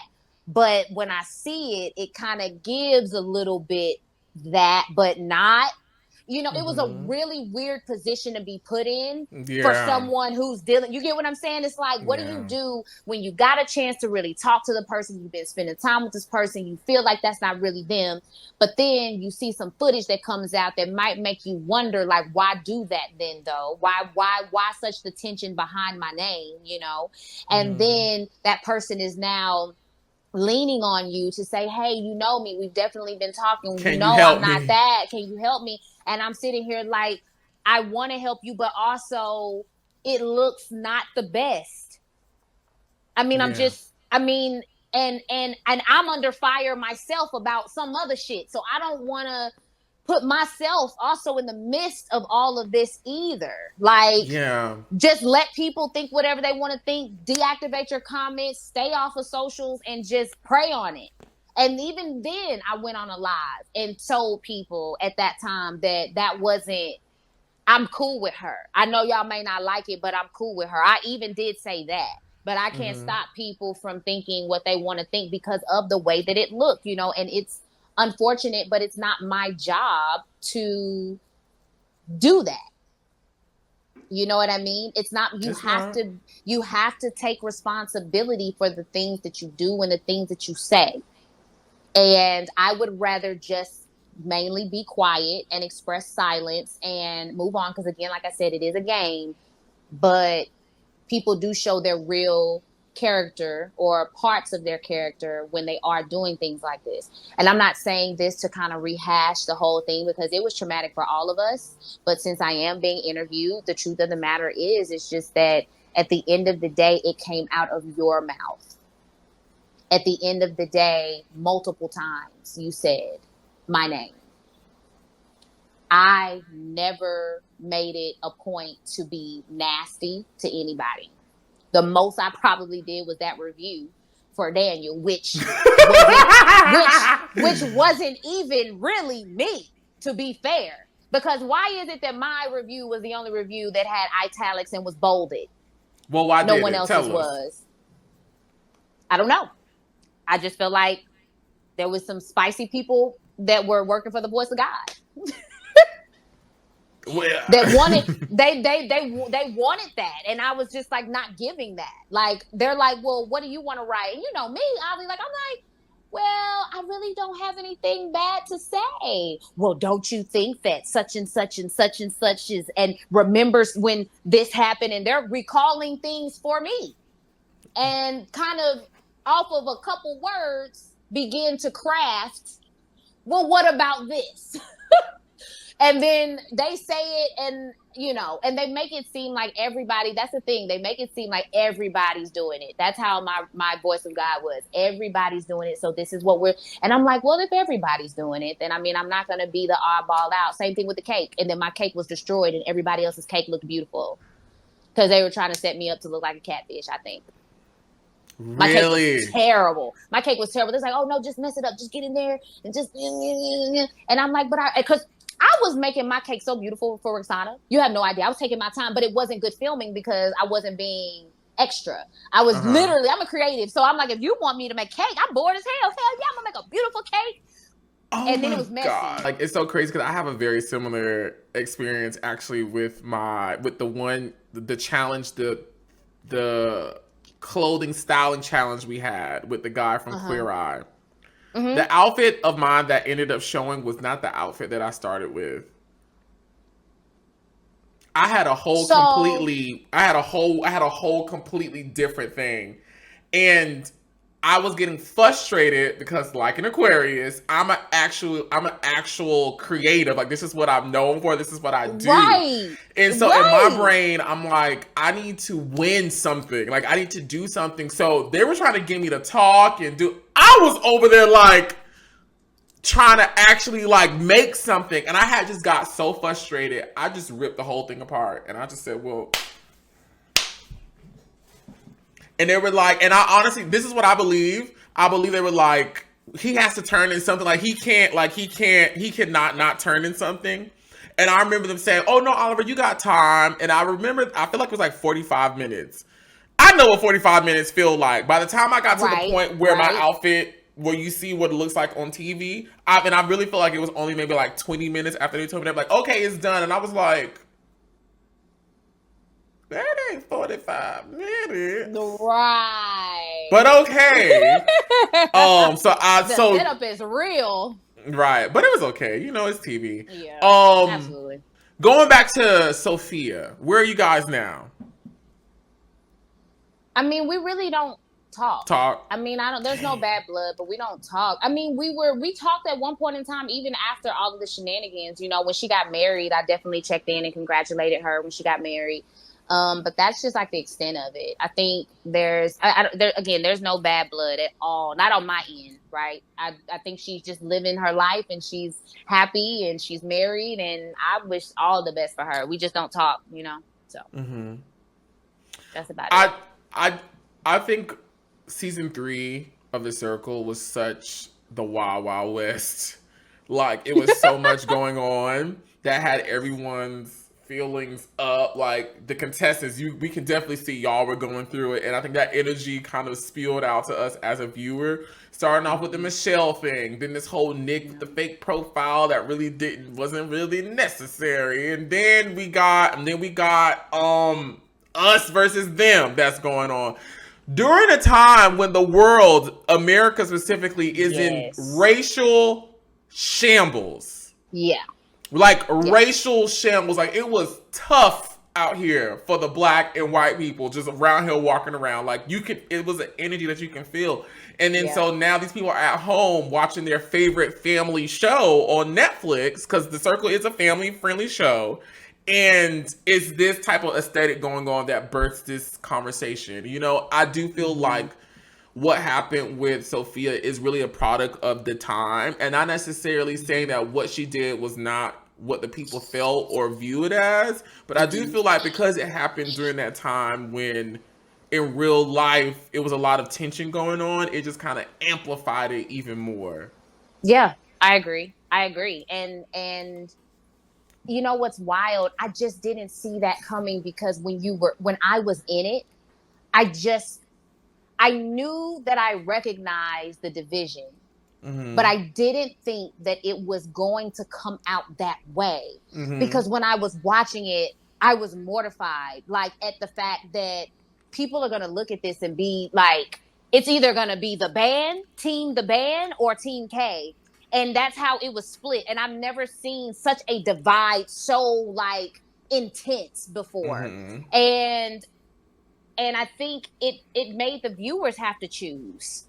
So I had people who were at me that were like the band, and then I had my people who were like F them, da da da da da da da, and shooting all kind of like hate toward them. And that was hard for us, because we were really cool. Like, we were cool. And that was my first, I guess, experience where I've seen the internet actually genuinely divide in my own personal life. Like, the people that I've never, like, again, you know, I'm not a social media person like that. So, like, I've never ran into someone or something like that to where the comments are so loud and the people are so loud to the point where it's like, I just got to stay away from this person just to avoid the chaos and the drama. And so I've never had that before, but I mean, again, like you said, it was a very racially charged time. And the only thing we could do was just try to do our best to get through it. And I think that's why it was just so traumatic for a lot of us. Like, there's some people that just will not go back and I don't go back and rewatch The Circle. Like, I just don't go back. It's just not one of my one of my things to do, as far as at least my season. So just, I don't know. We just moved through it. So I hope that everybody, you know, was able to kind of, it seems like everybody got back on the horse and kept riding. So I think we're all good now. But at the time, we was on the struggle bus. Yes. Next on the list is Matt Papadilla. Matty Pooh. That's my Matty Pooh. Me and him, we talk often. We talk like every other day. Like, if not, like, him and I, we are thick as thieves. We check in, you know, we really have gotten a chance, especially this year. We made like a concerted, intentional effort to really like put more into our friendship, because we do have a lot of things in common, and we always have been tight knit. I told him he was going to be my good Judy from the show when we first met. Because when we made it to the round table, our energy when we were leaving the dinner that had no food, but the final dinner, the finale, when we were leaving, we got a chance to talk, and his energy is just so vivacious, and I really enjoy being around Matt. And he's always been inviting, always been sweet to me, and always kept up with me. So I love him down. So yeah, Matty Pooh is good on my list. Yes. I don't think I've ever met Matt in person, but it doesn't feel like it because the energy I feel from him through the phone and just talking to him over, you know, text, DMs, comments. I don't even think him and I have ever spoken on the phone. We were on live together. And he's so dope. Like, he's a dope energy, and you can feel it. It feels very genuine. Excuse me. Yes, he is. He is. Next on the list is Jimmy James Jefferson. Brother, that is my brother, and his wife is my sister, Britt. Honestly, James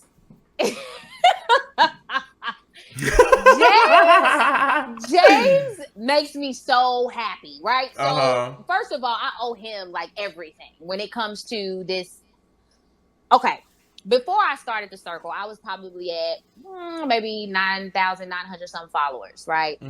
I was close to 10K. I was getting so excited. Like I said, was very green very, very green to all things social media. The max I would do is just post my little cute little hair selfies and be great. That was it.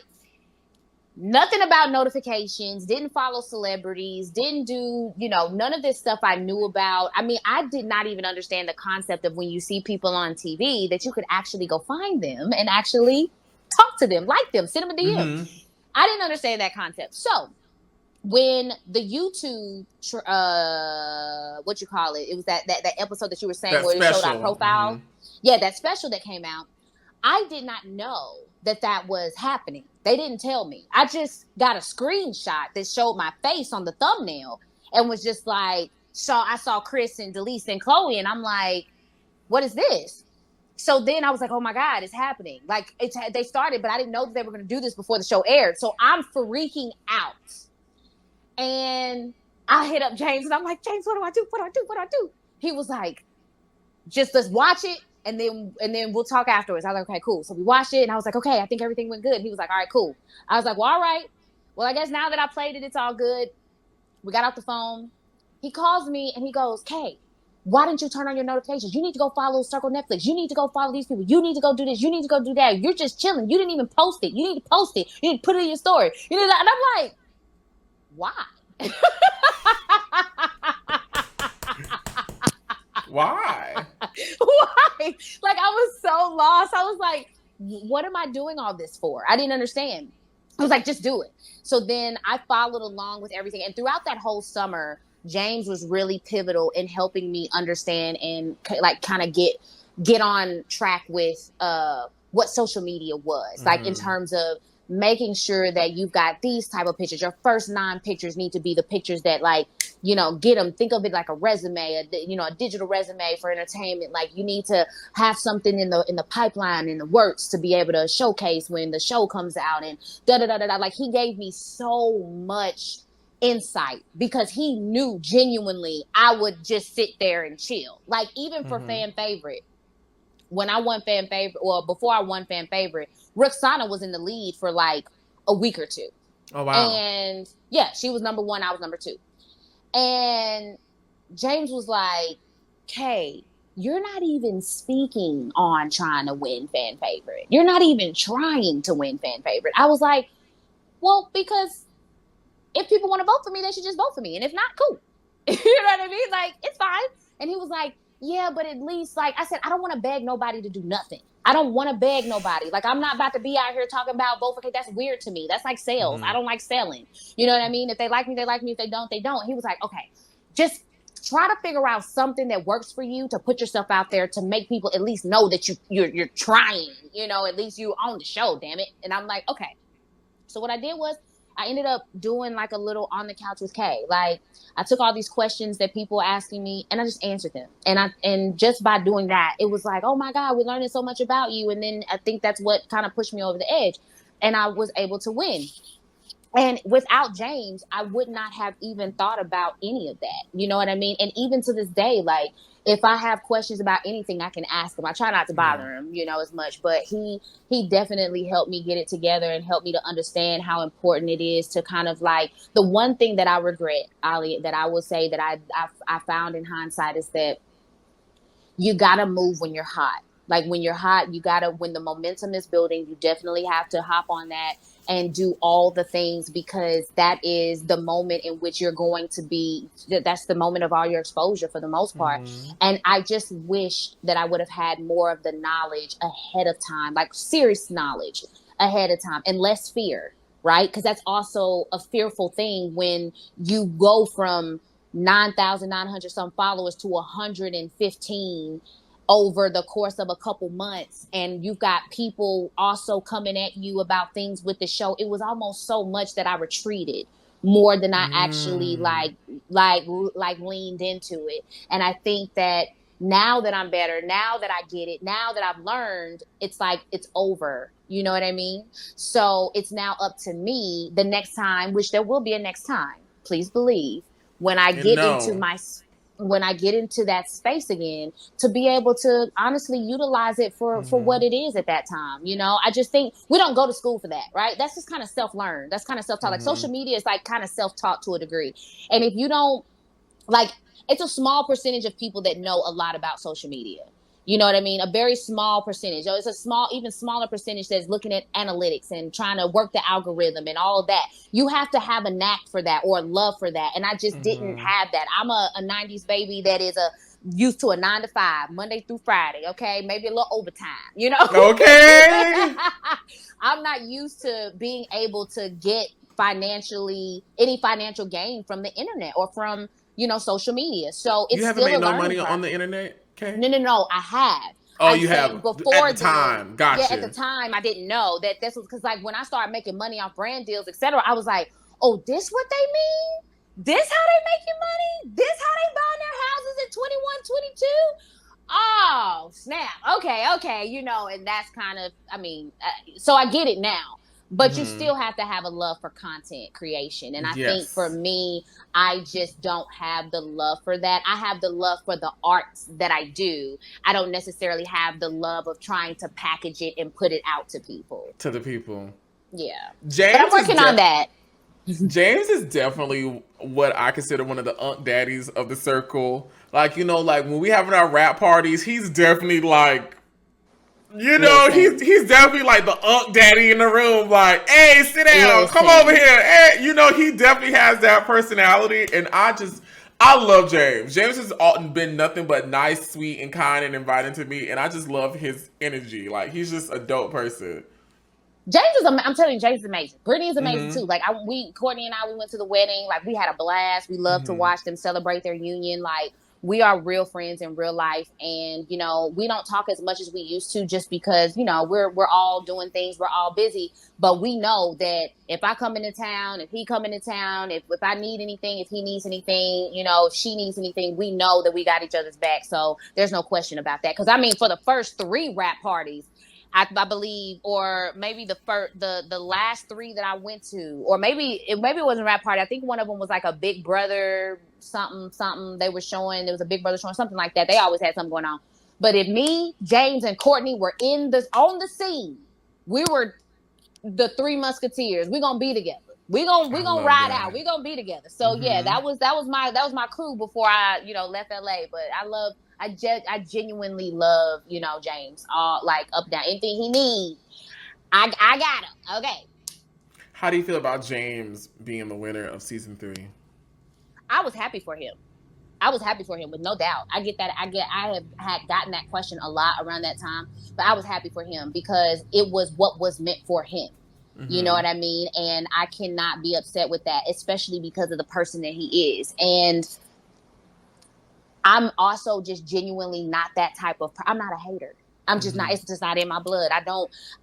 What was for me was for me, and what was for him was for him. And to be honest, I could have not made it all the way to the end. I could have got blocked a long time ago. So looking at how far I was even able to come, to even make it to the finale, to even sit on the couch, I was grateful for the little things. You know what I mean? So would I have loved $100,000? Absolutely. But am I happy for him that he got it? Absolutely. And he was getting ready to get married, and he had things that he needed to do. And I love that for him. And I still trailed behind and still got blessed with, $10,000. So I just didn't feel like oh my God, that should have been me because of everything that I went through.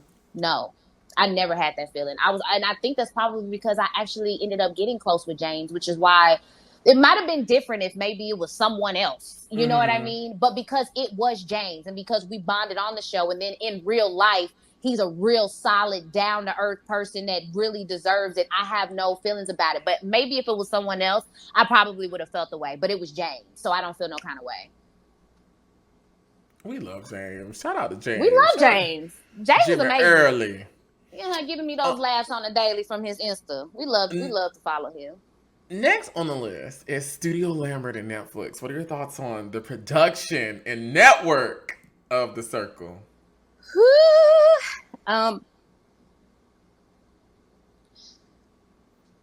I really feel that the only thing that I wish would have been different is I wish we would have had an opportunity to be marketed more. I feel like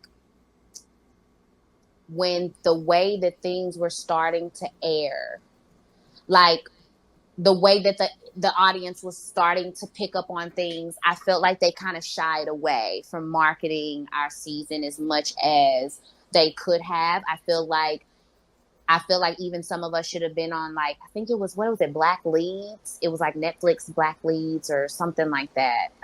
Never heard of that.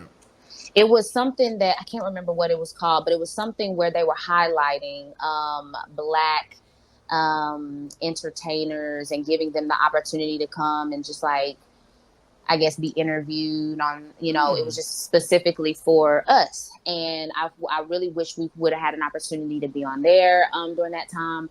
I feel like, I don't know, I just really wish that our season was a little bit more put out there. I feel like they started retreating with our content when things started going a little bit south. And I don't know if it was because they were trying to avoid, like, some kind of big, like, massive, like, riot online about what was going on, but they kind of shut it down a little bit.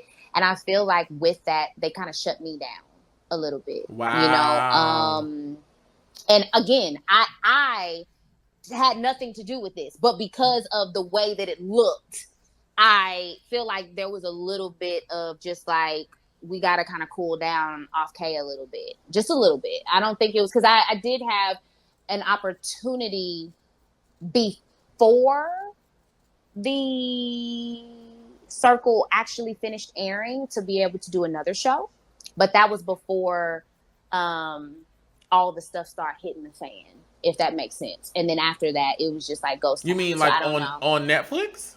Yeah. Mm-hmm. Care to share? Nope. Wow. Okay, you were supposed but it was to be on another show. You were potentially going to be on another Netflix show. Yes, I was supposed to be on another Netflix show, but unfortunately, I turned it down. So. Wow. Oh no, you turned it down, or yes, I turned it down. But this was again offered before all the things started like hitting the fan, as far as like the way the audience started. And then since then, I haven't really had an opportunity to move forward. I love Studio Lambert. I think they did me justice. I think they, you know, met my needs. I felt like the casting director all the way up to the producers that I had in the actual Voice of God, the producers that would come in and check on me. Shout out to Jazzy. Love her down. Like, everybody that was there did me very well. I did not have a bad experience inside of the circle. I was tired. I probably got manipulated just a little bit, you know, because I was green. But other than that, I was taken care of. I have nothing bad to say about my experience there. And they gonna feed the kid. They gonna bring me my groceries because, you know, I was cooking. I was cooking every day. Me too. I found out that there were people that ordered out every day who didn't know how to cook, and I didn't know that. And I was like, well, damn. I would have ordered out a little more if I would have known. I was trying not to be a diva. I was ordering groceries and extra shit. See, I wasn't. I was trying so hard, Ollie, not to be like that person. You know, that person, right? Like, right. Hey, y'all bring me, blah, blah, blah, blah, blah, you know. So, yeah, I kept everything really cool. And I wanted to be healthy, too. So I didn't want a lot of junk food. So I just cooked. Yeah. So. The food in the UK is great quality. I lost weight while I was there. The food quality is everything. The quality is great. The quality of food was everything. Yes. The quality of food was great, but the taste taste is, you're gonna lose weight because they don't flavor the things the way that we flavor things. That's why you're able to lose weight when you eat their stuff. Because I sure enough had the. Can I tell you how on one of my grocery lists one day, I really wanted some collard greens. Oh, okay. Hey, come on. Come through collard greens. I really wanted some collard greens. So on the I forgot what the grocery store over there is called, but they didn't have collard greens. The closest thing they had to collard greens was something called, I can't remember what that leaf was, but it's kind of like kale, but it was a little bit more softer. I can't remember. So I always accidentally slide into what the name of it was. And so I also put on my list smoked meat, right? Because again, I'm going to make me some collard greens. I can make collard greens. Yeah. Girl, do you know that people brought me a charcuterie board? And it was...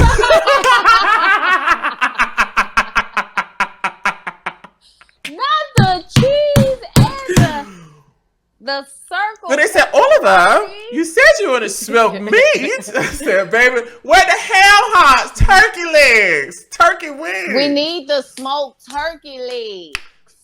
So what I ended up doing was I ordered a bunch of bacon and put it in the oven, took the grease from that, and then, then I seasoned my little, they wanted the collard greens. Lord. I don't know what it was. It was something. Child. But I tell you to say, the people at Studio Lambert are some upstanding people. Like, they are some dope, amazing people. They took, I don't know, I've heard some other stories. I've heard some horror stories. They treated this boy, this black gay boy from Southern United States, like fucking Beyonce, good. If you ask me. Like, I got amazing star treatment. Yeah, I mean, and even from the food, outside of the food, just in general, if I had a concern, because there was a point in time where I had to call the producer to have a conversation because I felt like, some things were just kind of like not sitting right with my soul. So I had to have a conversation. Well, just about the way that I think that my personal producer was just like being very extra. Like, I don't have to be extra. My personality as it is already a lot. Anything more than that is going to be fake, right? Anything more than that is going to be overboard and overkill. And also the way that were kind of like leading me to do things that weren't of my own thoughts. You get what I'm saying? Like, I'm not trying to do X, Y, and Z because I don't want to. I'm not feeling that, blah, blah, blah, blah. And it was frustrating me. So I was like, okay, so I need to have a conversation. I've tried my best. I'm not a diva. I'm not trying to do extra. But I'm gonna stick to who I am, right? So we got to have a conversation. And so they were really good about, as soon as I had a conversation, things changed. So I went to sleep and I woke up the next morning, everybody got the same accent. So I was like, oh, good morning, such and such. And they was like, oh, this is not such and such. This is, and I was like, where's such and such? It's like, oh, we switch around, And I'm like, do y'all? You know what I mean? And so, but that's what I mean. Like, just anything that they need to do to make me feel comfortable. And I really appreciated that. So, like, I'm a fan of Studio Lambert. I'm a fan of Netflix. I don't have a horror story from that end. I'm grateful. And anytime, if ever they want to pull me for another opportunity, I'm game, as long as it fits, kind of what I'm doing right now. Shout out to Kay. You just completed roll call. Yay! Woo! I want to ask. Oh, girl, you get an A+ from me. Yay! I got it. Cool. Make sure you're following me, Oliver Twix, on everything. He is Oliver Twix. That's Instagram, X, formerly known as Twitter, Threads, TikTok, Facebook, and especially YouTube. So, how much of the circle, in your opinion, is left up to chance and strategy and what the players are actually doing, and how much of the circle is actually the producers? Because unlike the other competition shows within our genre, like Big Brother, and some other ones, we're talking to a computer screen that's spitting out games and questions and that's doing this, right? So the fantasy is it's this game that we're all just playing. But in real life, it's people in a team, in a room of people that's pulling the levers called the circle that says, this person can talk to this person, y'all gonna talk this, y'all gonna play this game. This is when the chat gonna open. This is when it's gonna close. This is who you can talk to. This is how long you can talk to. This is when we doing a vote. This is how this vote gonna go. This is how the super influencer is gonna go today. Twist. The super influencer number 1 is choosing everybody, not number 2.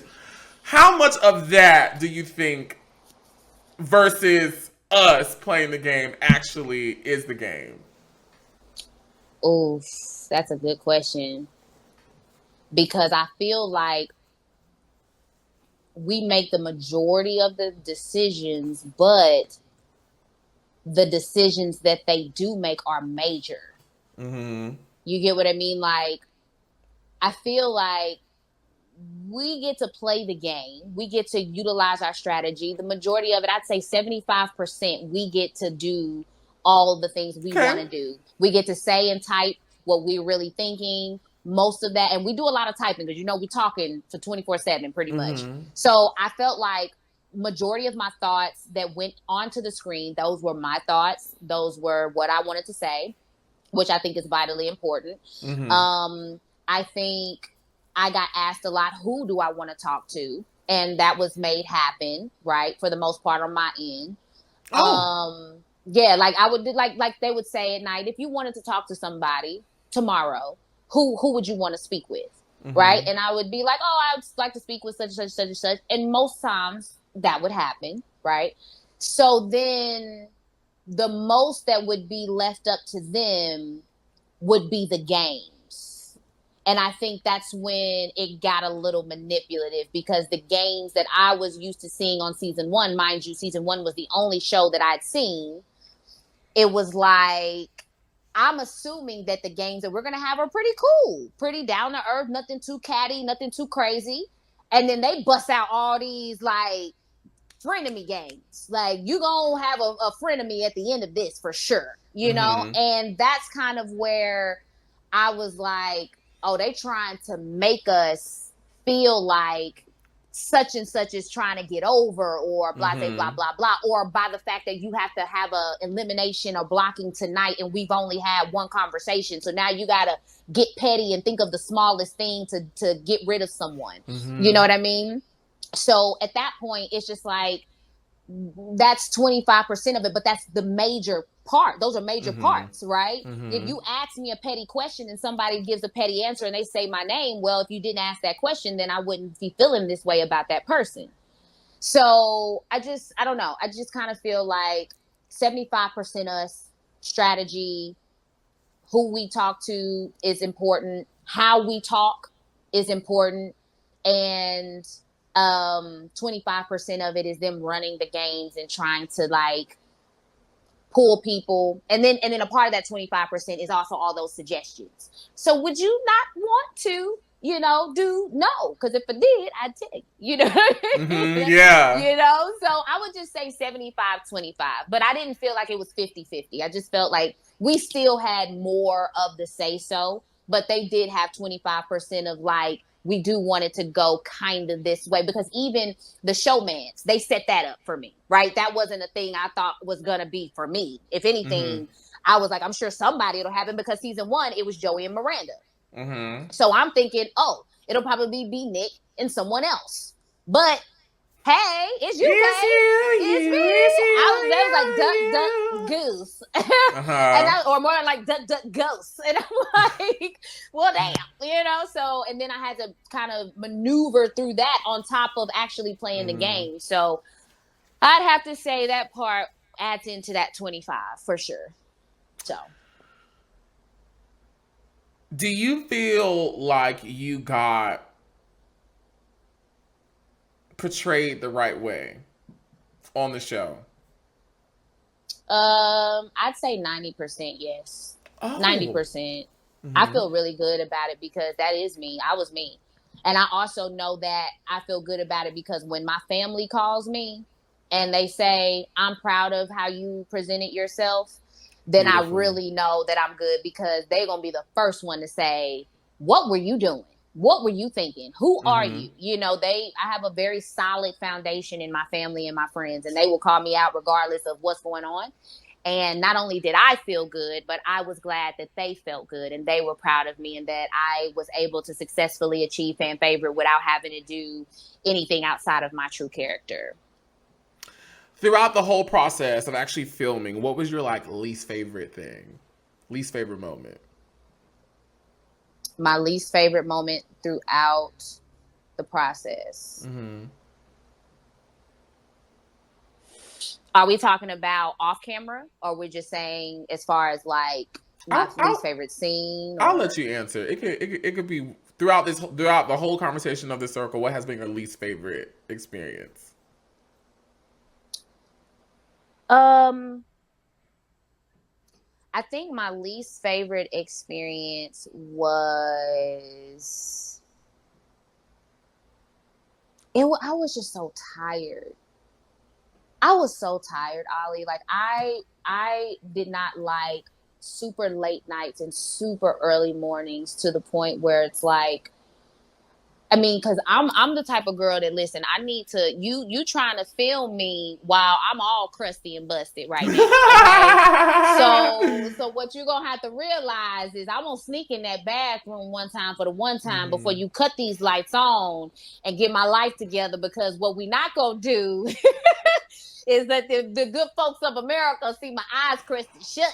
Okay? Wait, so because I did the same thing too. Me waking up on the circle was never me waking up. I had probably been in the bathroom maybe like 30 minutes to an hour before it was actually time for me to get up. So my producer, right, did not really care for me doing that. So I tried it on the first day.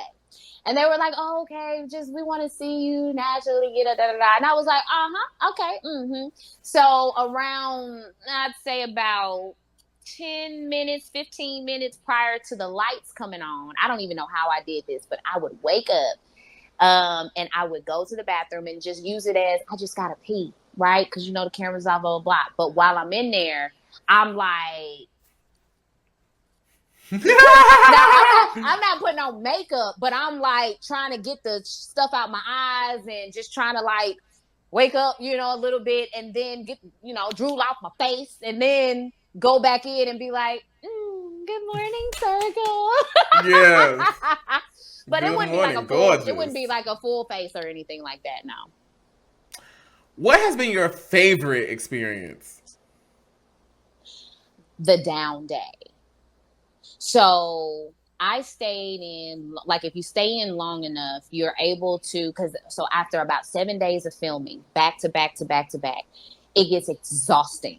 Yeah. Because every day blends in, the cameras, the lights, you do a lot of standing, you do a lot of just big energy. And for 7 days of that, I've never experienced that before. So I was extremely tired and worn out. And the learning curve was so quick, and my emotions, and a lot of people don't know, but like I was going through some things from my personal life while in the circle. And so I'm dealing with being in isolation. My mind, my phone is gone, the TV is gone. And I'm a good girl about being able to like sit there and like be on my own and do things that are without the cell phone and the TV. But this was an extended amount of time where your focus could not be distracted by anything other than this work and whatever's in your mind. Yeah. And so that level of focus and control and all that, like I had to emotionally control myself with the things that I had going on in my life, and put all that in the back of my head and get to the show. And that was exhausting. And so by the time there was like day 7, and I had like just talked to the producer about, listen, this, and this, I was getting to my wit's end about some things. And then it was like, don't worry, because the next day is actually a down day. And I said, what's a down day? He was like, well, don't say anything. But who I'm going to tell? I'm in the apartment by myself. But anyway, I was like, what's up? Spill the tea. And he's like, tomorrow we shut down everything. No cameras, no nothing. Just you get a chance you can order pizza. You can walk around, no makeup. You can wear whatever you want. You can go up on the rooftop. You can go work out. You can go do whatever. And you don't have to do anything for 24 hours. And then we will resume back filming the next day. So that down day that I had was everything.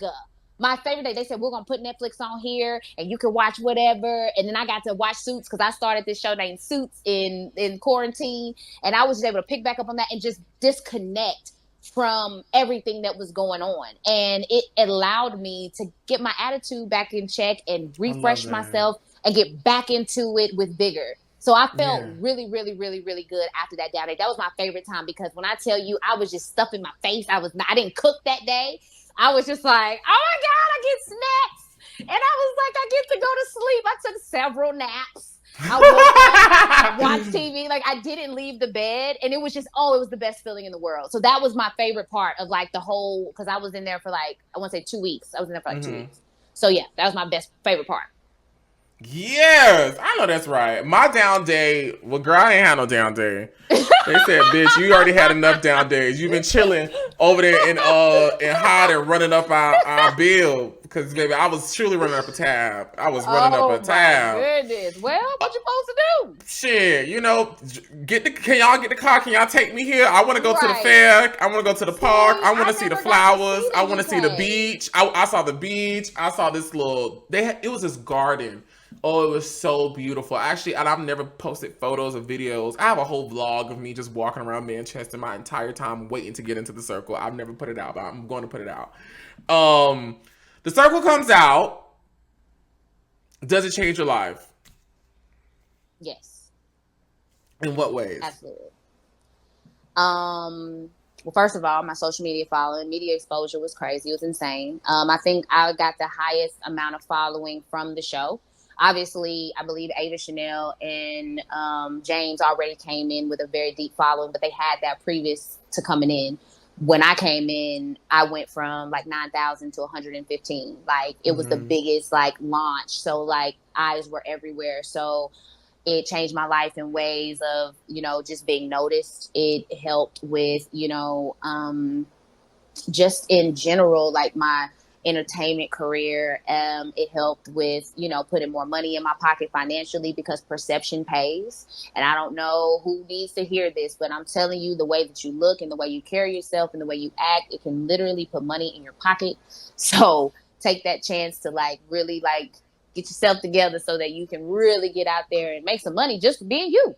I was able to get in rooms and meet people that I would have never been able to do that actually helped to lead to more success for me in more ways than just social media, right? Because I have a real life. So there are so many other things that I was working on and doing that are not necessarily being broadcasted to, social media that I had a lot of help in, you know what I mean? Just in my normal life from day to day. I was able to reach more people in terms of helping, right? Because more people felt comfortable to communicate with me about things that they were going through. So I was able to actually dig in, and that's my real purpose, right? Is to help those along the way. So I was able to help more people. I mean, obviously I had to draw a boundary somewhere, right? Because I have to have protect my own peace and et cetera. But I was just able to help a lot of people get through a lot of different things because, mind you, this was still coming out of COVID. And this is also people still going through a lot of grieving, a lot of, isolation, breakups, divorces, all this stuff is happening because of COVID. And people are just hopping in my DMs just like, hey, Kay, do you have advice about this, advice about that? And me being me, I'm not charging for none of that. I'm just like, girl, let me tell you what you need to do. You know what I mean? Let me like that's me. Like, and so I was able to help a lot of people. And then in general, I was just able to just kind of transition also too, because when I say transition into a different field of entertainment that I didn't think would actually be a thing, right? Because once you've had that level of exposure, then you have people coming at you for other things like, hey, we would love for you to be in this movie. We'd love for you to do that. And now I'm opening up another part of my artistic like space for something that I didn't know I would love to do, but now love doing. So taking all of those things, and now it's my job to enhance it, right? Even further. That's now on me. It's no longer on Netflix. It's not on the circle. It's just on me. And so right now, like just navigating those blessings that were giving to me because of the show is just kind of where I'm at and what I'm doing. How much money you think you've made by being on the show? We know you took home the $10,000. Okay, so that's included, right?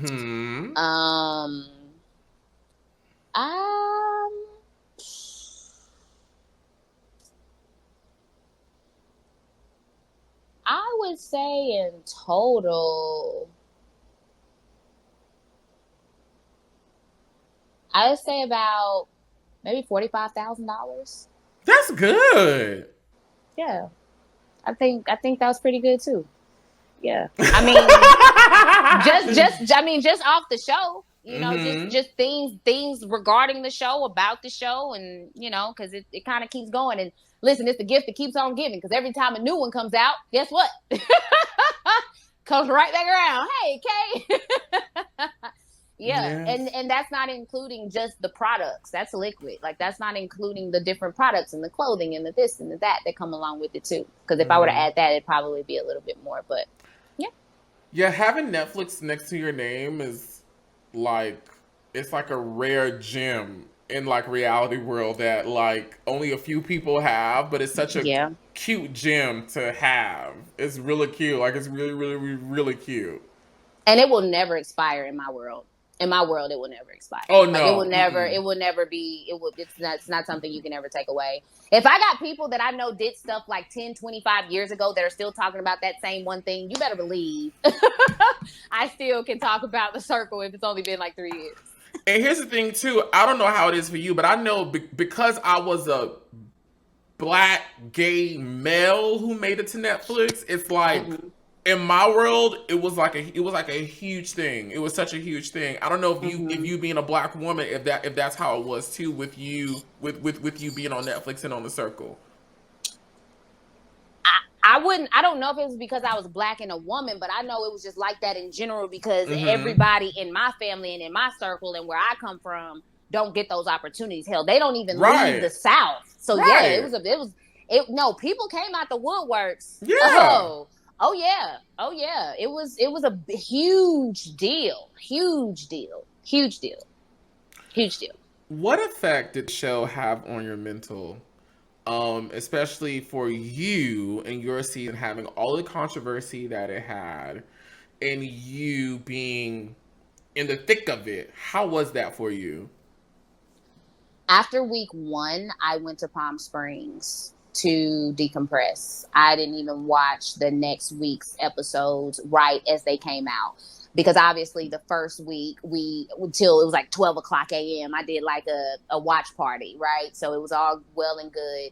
But then when people started coming at me for all different types of reasons that were negative, I had never had that experience prior to the show, right? Because I didn't have a following big enough, even with like 9,000 something people, most of those people, and if not all, were supportive, right? So Mm-hmm. then you get this level of rejection that comes from either spam accounts, bots, or real people that are expressing their opinions about what they feel about you, how they feel like you look, how they feel like. I had one person tell me, "You're just mad because you're not as skinny as Ava." You know what I mean? Like I had all kind of just like hate, and I never like, just when I say hate, I mean like just from random haters, random people, whatever, and that hurt my feelings because I'm like, y'all don't know me. You know what I mean? It's kind of like that first intro. Again, I told you I came in green, right? So I never had that experience before. So I was like, y'all don't know me. How you gonna tell me? And I'm also very vocal. So it's like I'm texting back. I'm giving, and I'm like, listen, you should not have to fight every person that's got something to say about you. But I said, like, you need to go get your mind right. And I'm real big on self-care and mental health. So I literally picked up my bags. I went resort hopping in Palm Springs for a week, and I just cut it all off. I gathered myself together, got my mind back right on what to focus on with social media and all these things.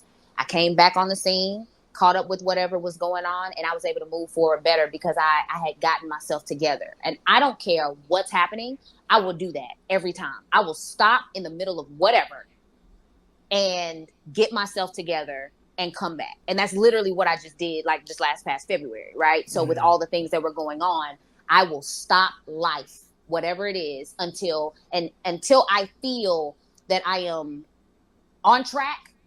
For me, you won't see me. You won't. And then when you do see me, you will be able to see a healthy version of myself, or at least a good 80% or more. But I'm not going to be out here smiling and dying on the inside. That's just not good. That's not good for me. It's not, I've worked too hard, especially with things that I've gone through in my life to get to this point. And I'm not gonna let anyone or anything take my mind from me. So the circle was great. I went in, I had no problem with quarantine. I had a good time. I had all the things, the puzzles, the business plans to work on, the shows, the working out. I was very busy in quarantine. Hell, Marcy called me, who was the psychiatrist, because she, the psychologist checking in on me, talking about, hey, Kay, how you doing? And I'm like, girl, you calling me while my show is on. I'm cooking. I got some bacon on in the kitchen, in the skillet. I said, I'm working through my Pokemon puzzle. I got my business plan. I'm trying to get to late on the night. What you want, girl? She's like, well, it seems like you're doing good in quarantine, so I'm gonna call you back. Whereas I found out some people's quarantine experiences were very difficult for them because they did not know how to, they didn't know how to keep themselves busy or know how to be alone, etc. So I didn't have that issue. When I got on the show, the isolating part of being in the space by yourself, I didn't really have an issue with. Now, I will say, focusing on work, like I said, for that long period of time was very difficult, but that down day gave me the reset I was looking for. Then it pushed me on that next week. And then afterwards, I was good for that 1 year. I was a little anxious. I did deal with anxiety from the time we stopped filming until it aired because I was just wondering, like, how are these edits going to be? Are they going to turn me into a villain? Is my, how... you start thinking about things you did and said, and you're wondering if that's going to be the pivotal moment that people now all over the world hate you. You start thinking about all those things. And so I did find out for the first time what anxiety really looked like. Like I had never dealt with anxiety a day in my life. When I used to hear people talk about anxiety and depression, I didn't know what that truly meant until I went on that period after filming until it aired. And then I started noticing, like, people were like, oh, you just need to take some ashwagandha, you'll be all right. You know what I mean? And so it's not really that easy, but I was able to work through it. When I find that I have issues that are going on inside my head, I just find holistic ways to get through it. And that's just kind of what I did. And so then the show aired, and then I went through another bout of anxiety that was real bad. I went to Palm Springs, got myself together, and then I was able to make it through the rest of the show. And then as the following kept growing, people kept coming, and I still kept having anxiety about different things, but I was able to kind of like pull it together because my family is so supportive and such a good foundation, and my friends were too. So I was able to keep it together, but it did mess with my mind a little bit. But now I am so strong. Listen, I could give a hot Cheeto less what you feel. I really can, because I've been through so much at this point now. Like, as of current, like literally talking to you today, I've overcome so many fears, and I have started to push forward regardless of what's happening, to the point where it's like, boo, whatever. I'm not worried about the naysayers or the bots or the haters or the people that have nothing else better to do with their time, because at this point I'm used to it now. Like, I think it was just a crazy adjustment period. Like, if you've never been through that before, like, for someone like you who's very much been out in this content space, been a YouTuber or are a YouTuber, you're used to getting all of everybody's thoughts and comments and all that. For somebody who didn't have to deal with that and got smacked in the face with it, I was just like, oh my God, I'm dying. No, I totally understand. And listen, everybody has a day one, and I definitely have my day one too, Okay. Well, that makes me feel better. Oh, girl, yes, I definitely have my day one. And I won't say it affected me negatively. My day one was interning with Funky Neva and doing interviews on his channel, which is like one of the biggest YouTube channels in terms of like Black commentary, Black YouTube, reality TV. And people were just saying things about me just to be saying it. And I was like, oh, okay, people just do this for real. I think that was my realization. Like, people will just be mean to you because they're typing down in the comment and no one can see their face, So we're now in 2000. First of all, I want to say you look freaking amazing. I'm so proud of you. Oh, thank you. Since you and I have become friends, since my season, we spent time out there in LA. You came over to my friend Nicole's house. We had such an amazing time. Such an amazing time.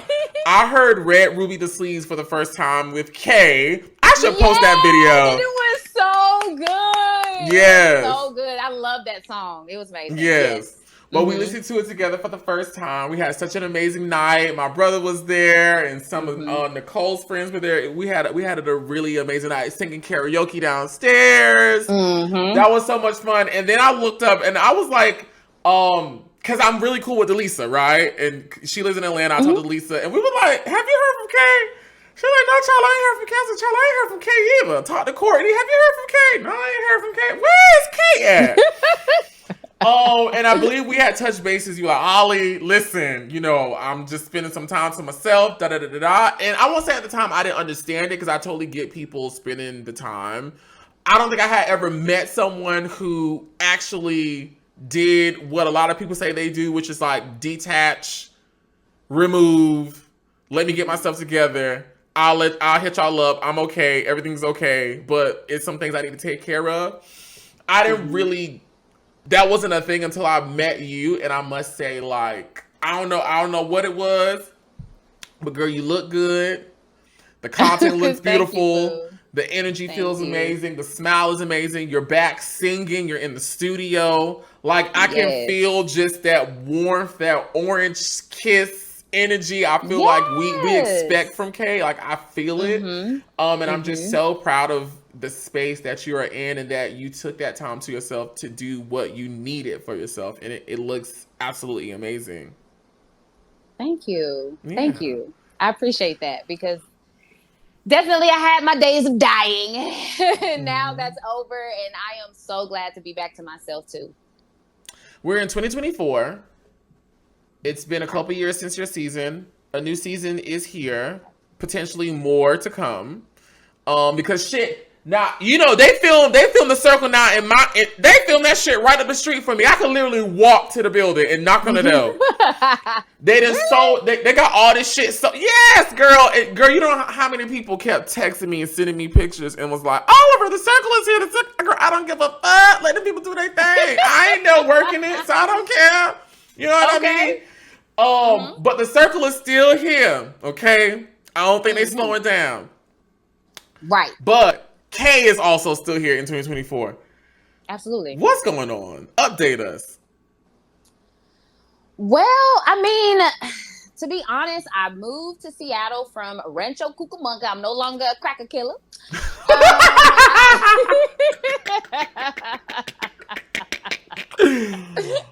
Oh my God, that is so funny to me. I'm so sorry to laugh at that. It's just anytime Black people say that word, it's just the funniest thing to me.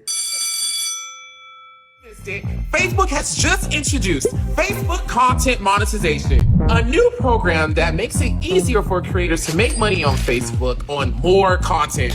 Don't know about it? Let's get into it. Hey, it's Oliver Twix back with another Twix tip on how to be a successful content creator on Facebook. Now, did you know that Facebook has now merged in-stream ads, ads on Reels, and performance bonus into one? Yep. The beta launch will help us earn money from more content formats with just one program. And on top of that, the payout model remains the same. Plus, you have access to simplified insights in both the professional dashboard and the Meta Business Suite. Now, I know that's a lot, but come on, I got you. Because guess what? You may already have an invitation to join the beta program. Yes, you superstar. If not, no worries, because you can still let Facebook know you would like an invite before the program opens up. Just click the link right here. It's also linked in the comments below, so click to learn more. Now listen up! There are 3 big things to know when monetizing on Facebook. Number 1, Facebook lets creators earn from different kinds of content. You can earn money across different content formats, not only reels and videos, but also photos and text posts. Facebook is also experimenting with monetization on stories too. I use Facebook to share my most intimate posts, which normally sees high engagement from my following. I'm literally raking in the dough just by chit-chatting with my people. Number 2, you get paid based on your performance. So, the better you perform, the more money you earn. Now, whether it's reels, videos, photos, or text posts, you get paid based on audience engagement. Now, when I want to boost my own engagement, baby, I jump down in the comments. I notoriously dish out some of my most ferocious clapbacks on Facebook because I know on here, they are going to go crazy in the comments. Which having fun in the comments, even with the trolls, is a performance worth the payoff. And lastly, number 3, you can earn directly from your fans. Facebook also lets you earn directly from your fans through stars and subscriptions. Your most loyal fans can support you in a sustainable way. I have literally gotten so many stars from people as close to me as my family members to watchers from the other side of the world, and all because my video made them feel good to do so.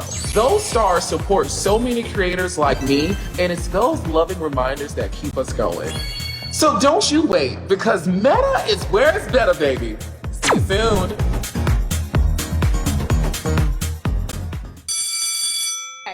But no, so my grandmother was last year. In 2023, my grandmother, well, actually before that, my grandmother was diagnosed with ovarian cancer and she had dementia real bad. And she lived in Renton, Washington. And so while I was in Rancho Cucamonga, there was a lot of things going on in my personal life as well that made me feel like, okay, maybe right now is a good time for me to release myself from these things and then make a move. So I moved to Seattle or Renton to take care of my grandmother. So I caregive for her, and she passed away this last past February. But it was me spending that time with her. She's my family. She's my love. She's always been someone that has been in my corner. And now it was my time for me to kind of pay her back for all the things that she has done and sacrificed for me and my family. And so I stayed with her and I caregive her. She became my baby, you know, just like I was her baby. That. And I had that moment with her before she passed away. But the thing about it is once she passed away, it's like, okay, now you're in this place. So caregiving has been like the number one focus that I've had. And so how do I like navigate in this city? Because when I first came, I was staying with her, and then it was just like, okay, well, I'm going to get a job and I'm going to work, but I need something flexible because obviously I need to be able to bounce back and forth if I need to, if she needs me, whatever. And so I ended up becoming a kickboxing instructor because I love all things fitness. I'm a PT. I'm a group fitness instructor for Zumba. I'm already in that realm. So I was like, well, I'm going to do that. And I always love fitness because fitness is very flexible with the entertainment business, right? So it's not as hardcore as HR. I'm never going back to HR again. I never want to go corporate to that extent again. So fitness is something that has always just made room for me and made sure to pay my bills. So I got into my space there with kickboxing, and I grew up until I got into become a fitness director. From there, you know, she started getting worse. I started not spending as much time at work. And while I was home, spending more time at home, I was just kind of like, what can I do to like fill my time with while she's sleeping or while I'm caregiving, because I can't just be here. You know what I mean? I have to do something. Like I have to, because I also am here to heal as well and like get my life, you know, where I want it to be, etc. So then I started writing again, and I started getting back into my arts, but not heavy, just writing, just a little bit a day here and there. Then I was working out a lot and I was taking care of her. And really that was all that my focus was on. And I really still didn't care because, mind you, I was on a hiatus. So for those who don't know, I was on a hiatus last February until this last past January. So I didn't care about social media. I wasn't worried about anything but an internal cleanse, right? So a part of my internal cleanse was taking care of her, taking care of my body, taking care of my emotional state, the 7 aspects of wellness, basically, getting my money up, all this kind of stuff. So after she started getting really, really bad, I was like, I need to get out here and start networking. I need to get out here and start moving and shaking again, slowly but surely, so that I can be able to prepare for whenever she passes away, right? So I start putting things together. I start networking. I start meeting people. I start putting myself in spaces that would be able to help me transition and navigate after she passes away. So then she passed away. I was able to transition into a better space, a better place. And come January this year, I decided to get back on socials and start basically getting myself back out there again, now that I felt like I was in a more stable place. Last year was all about healing. It was all about healing. And this year is about happiness. Am I going to continue to heal? Inevitably, yes. But I don't have to make that my focal point. So this year, it was all about all things that get me back to that place where I can have that glow again, that smile again, where I can feel like me again. So I decided to start now getting back into the studio, started going to events that make me happy, learning new things, cooking new foods, going on different adventures, seeing what other cities have to offer within the Washington state, learning, you know, just all type of skill sets, you know, trying my hand at acting even further, auditioning, you know, just getting back to me. And the one thing that I love most is the arts. So anyone who knows me knows I love draw, I love to create, I love I love fashion, I love music, I love all of those things, and dance. And so now this year has been nothing about what in anyone who remotely comes close to me that I feel like could interrupt that level of happiness in which I've been able to fight for. Gone. Can't even, I won't even entertain it. Listen, hey, I know that's right, sister. You do you, and that's fine. I'll be your villain. I'm cool with that. I'll be that person, that you feel like is not giving you that attention, because I'm very particular and methodical about my space and my peace and my life, and I'm going to hold it dear to me. So I've just been putting myself around good people. I've been finding good producers here. I've been, all the songs that I've been writing, I'm now writing good songs, good music. I'm not putting no pressure on myself. I've been doing self-tapes for acting. I have been at the beach. I'm at these cultural events. I'm probably going to be on stage. I'm double dutching, baby. I'm double dutching. I'm smiling. I'm feeling good. And that break allowed me to do that. And so many people ignore those signs and then continue to go downhill. And now I'm treading up regardless. It doesn't matter about a show. It doesn't matter about social media following. It doesn't matter. None of that. I have a real life.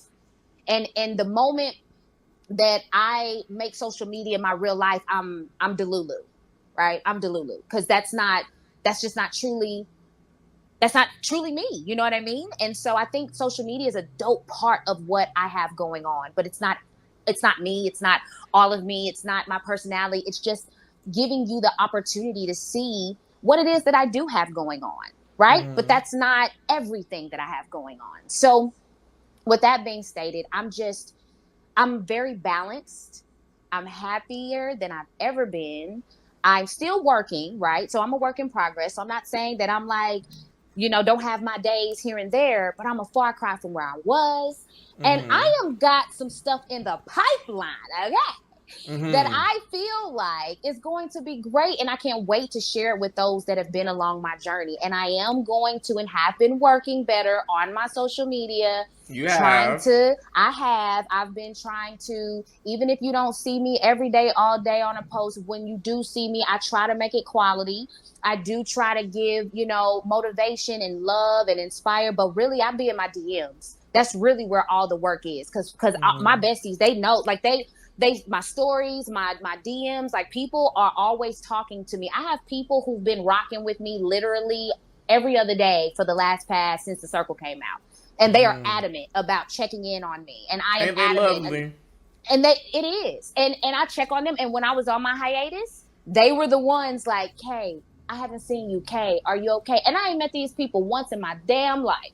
And they fool with me. So I'm confident that no matter what I do, whether I'm posting 3-4 times a day or once a week or once a month, there are people out there that are really, really going to hang with me, stick with me on my journey. And so with that being said, I'm going to now pay it forward by giving you more insight to my journey and coming out with some things that I'm actually working on now that'll help, I think motivate and help keep people inspired, and also just take you along my journey so that you know that you can do it too at some point. I mean, or whenever you want. So that's where I'm at.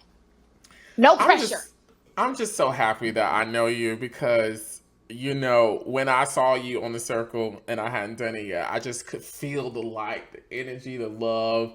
And you were definitely, I think I told you when I mentioned, I was like, if there was nobody else I wanted to meet from this whole entire thing, I had to meet Kay, because I just felt like this kindred connection with you potentially. And I just felt like ever since we met, we just hit it off. But you're such an inspiration. Yes. You're such an inspiration. I love how you're living in your truth, how you're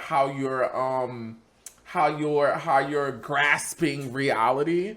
And being okay with that. A lot of things that you just said kind of reminds me of how I felt when I watched Inside Out 2. On just like, joy and happiness is the goal, and it's the answer a lot of times.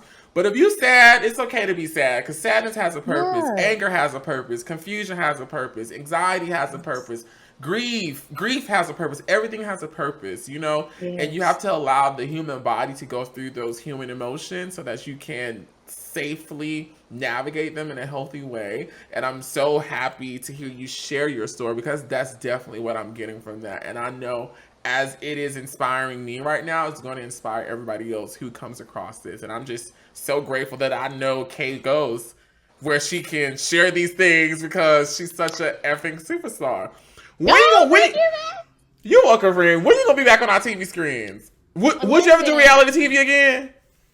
it depends on what it is, right? So I'm down with doing things that. First of all, I'm a competitor. I love to compete, Mm-hmm. right? I love that, but it has to be the right competition, right? Mm-hmm. I'm a trader girl. I'm a trader. I love a good trader situation. I love, Mm-hmm. something that could be more in a physical challenge way, like not Mm-hmm. necessarily Big Brother, but something along that line where it's like, I don't necessarily want to live in a house with a whole bunch of people for 100 days, but I do love the challenges that they go through as far as the gameplay and just kind of like the strategy there. I just wish it Mm-hmm. was a way that you could have like Big Brother without living with everybody. You know what I mean? Because I know that house is funky from time to time, got to be.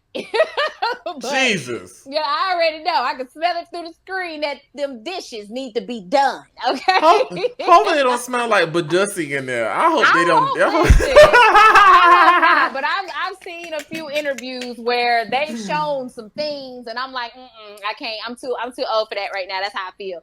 But no, I really want to. I'm open to reality as long as it makes Mm-hmm. sense to me. I'm open to really acting though. My goal Mm-hmm. is really within the next year or so to get into a series regular type of show that I Mm-hmm. like. I love an all American. I love a Mm-hmm. I love a power book too.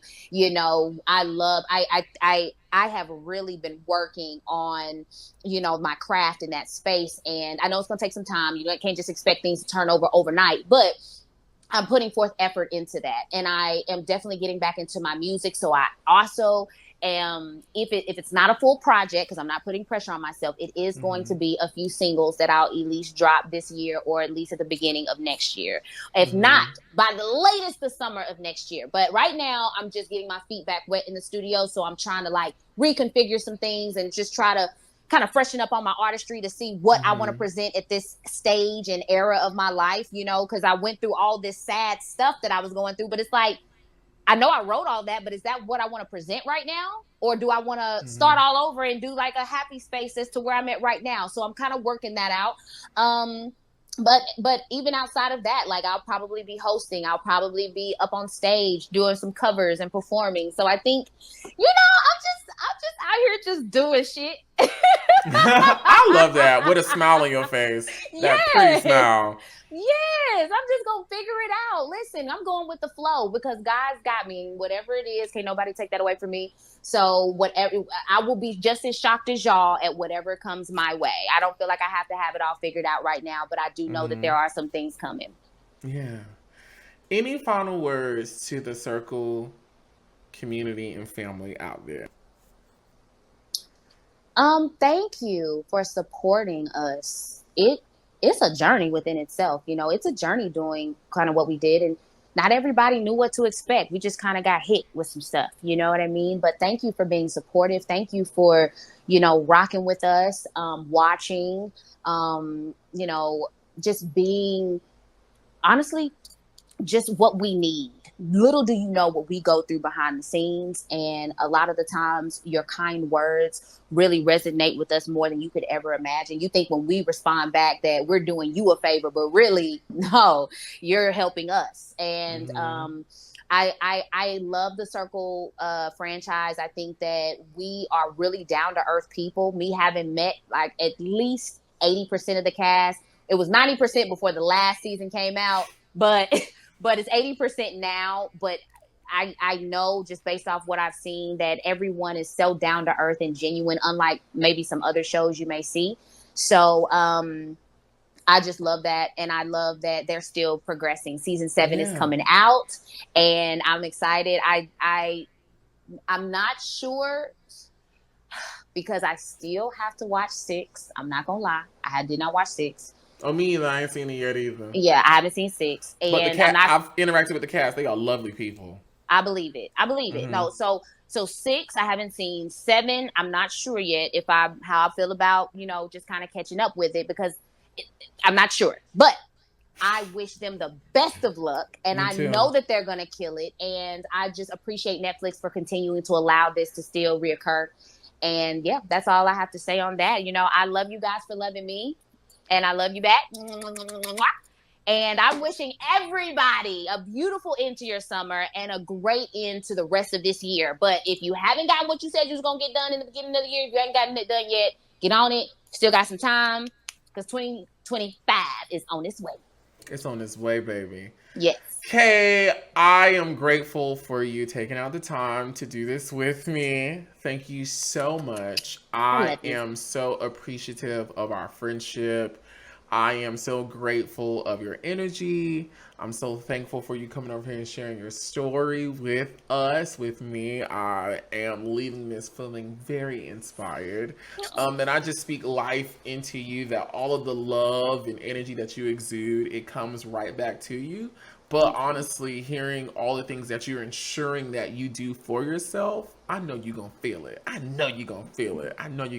And again, I just am so grateful for you, and I'm very proud of you. I'm so proud of you, and I'm just glad that the circle connected us, because birthday twin, we in this thing. You know what I mean? We in this thing. The only person that I've ever met that has my same birthday, February the 10th. Like, exactly. I've met people on the 11th, the 12th, the 13th, and the 14th. Never met the 10th. So I know that this was supposed to be a thing. Okay. And also, I appreciate you for bringing me on your show and taking time out of your day to find my energy worth even recording and putting out to the world. So thank you so much. We're going to continue to grow as friends, and we're going to continue to uplift each other past this moment. And I'm so excited and proud of you for all the things that you've got going on. You're inspirational to me, especially in the digital space. Because listen. I told you already a week or two ago, I'm gonna have to call you and be like, how do I do this on YouTube again? I got you. But I appreciate that so much. Just opening up just such a safe space on camera and off camera. Yeah, I love you so much. Listen, I'm not gonna hold you anymore. Okay, boo. Everybody, give Kay Ghost a round of applause for an amazing chat, an amazing exclusive on season 3 of Netflix's The Circle. You have a good one, sis. You too, boo. Talk soon. Bye. Talk soon. Ooh, that was so good. Listen, thank you guys so much for watching. Be sure to jump down in the comment section where we are continuing the conversation. Let me know what you thought about this chat with Kay. Oh my God, that was so freaking amazing. Thank you to everyone who watched. Thank you so much. Oh my God, that was so freaking amazing. I absolutely love Kay. She is like a sister to me, and I had such a great time talking to her. And I hope y'all had a great time too. Jump down in the comment section below where we are continuing this conversation. Let me know what you thought about this chat. What was your favorite moment? Is there anything that made you say, oh my God? Be sure to like, comment, subscribe, and share this with someone else, inviting them in on our chaotic classroom we got over here, baby. Getting into the things of the things. Listen, that's all, folks. I ain't got no more. Until next time, be sure to pray and kegel. Bye.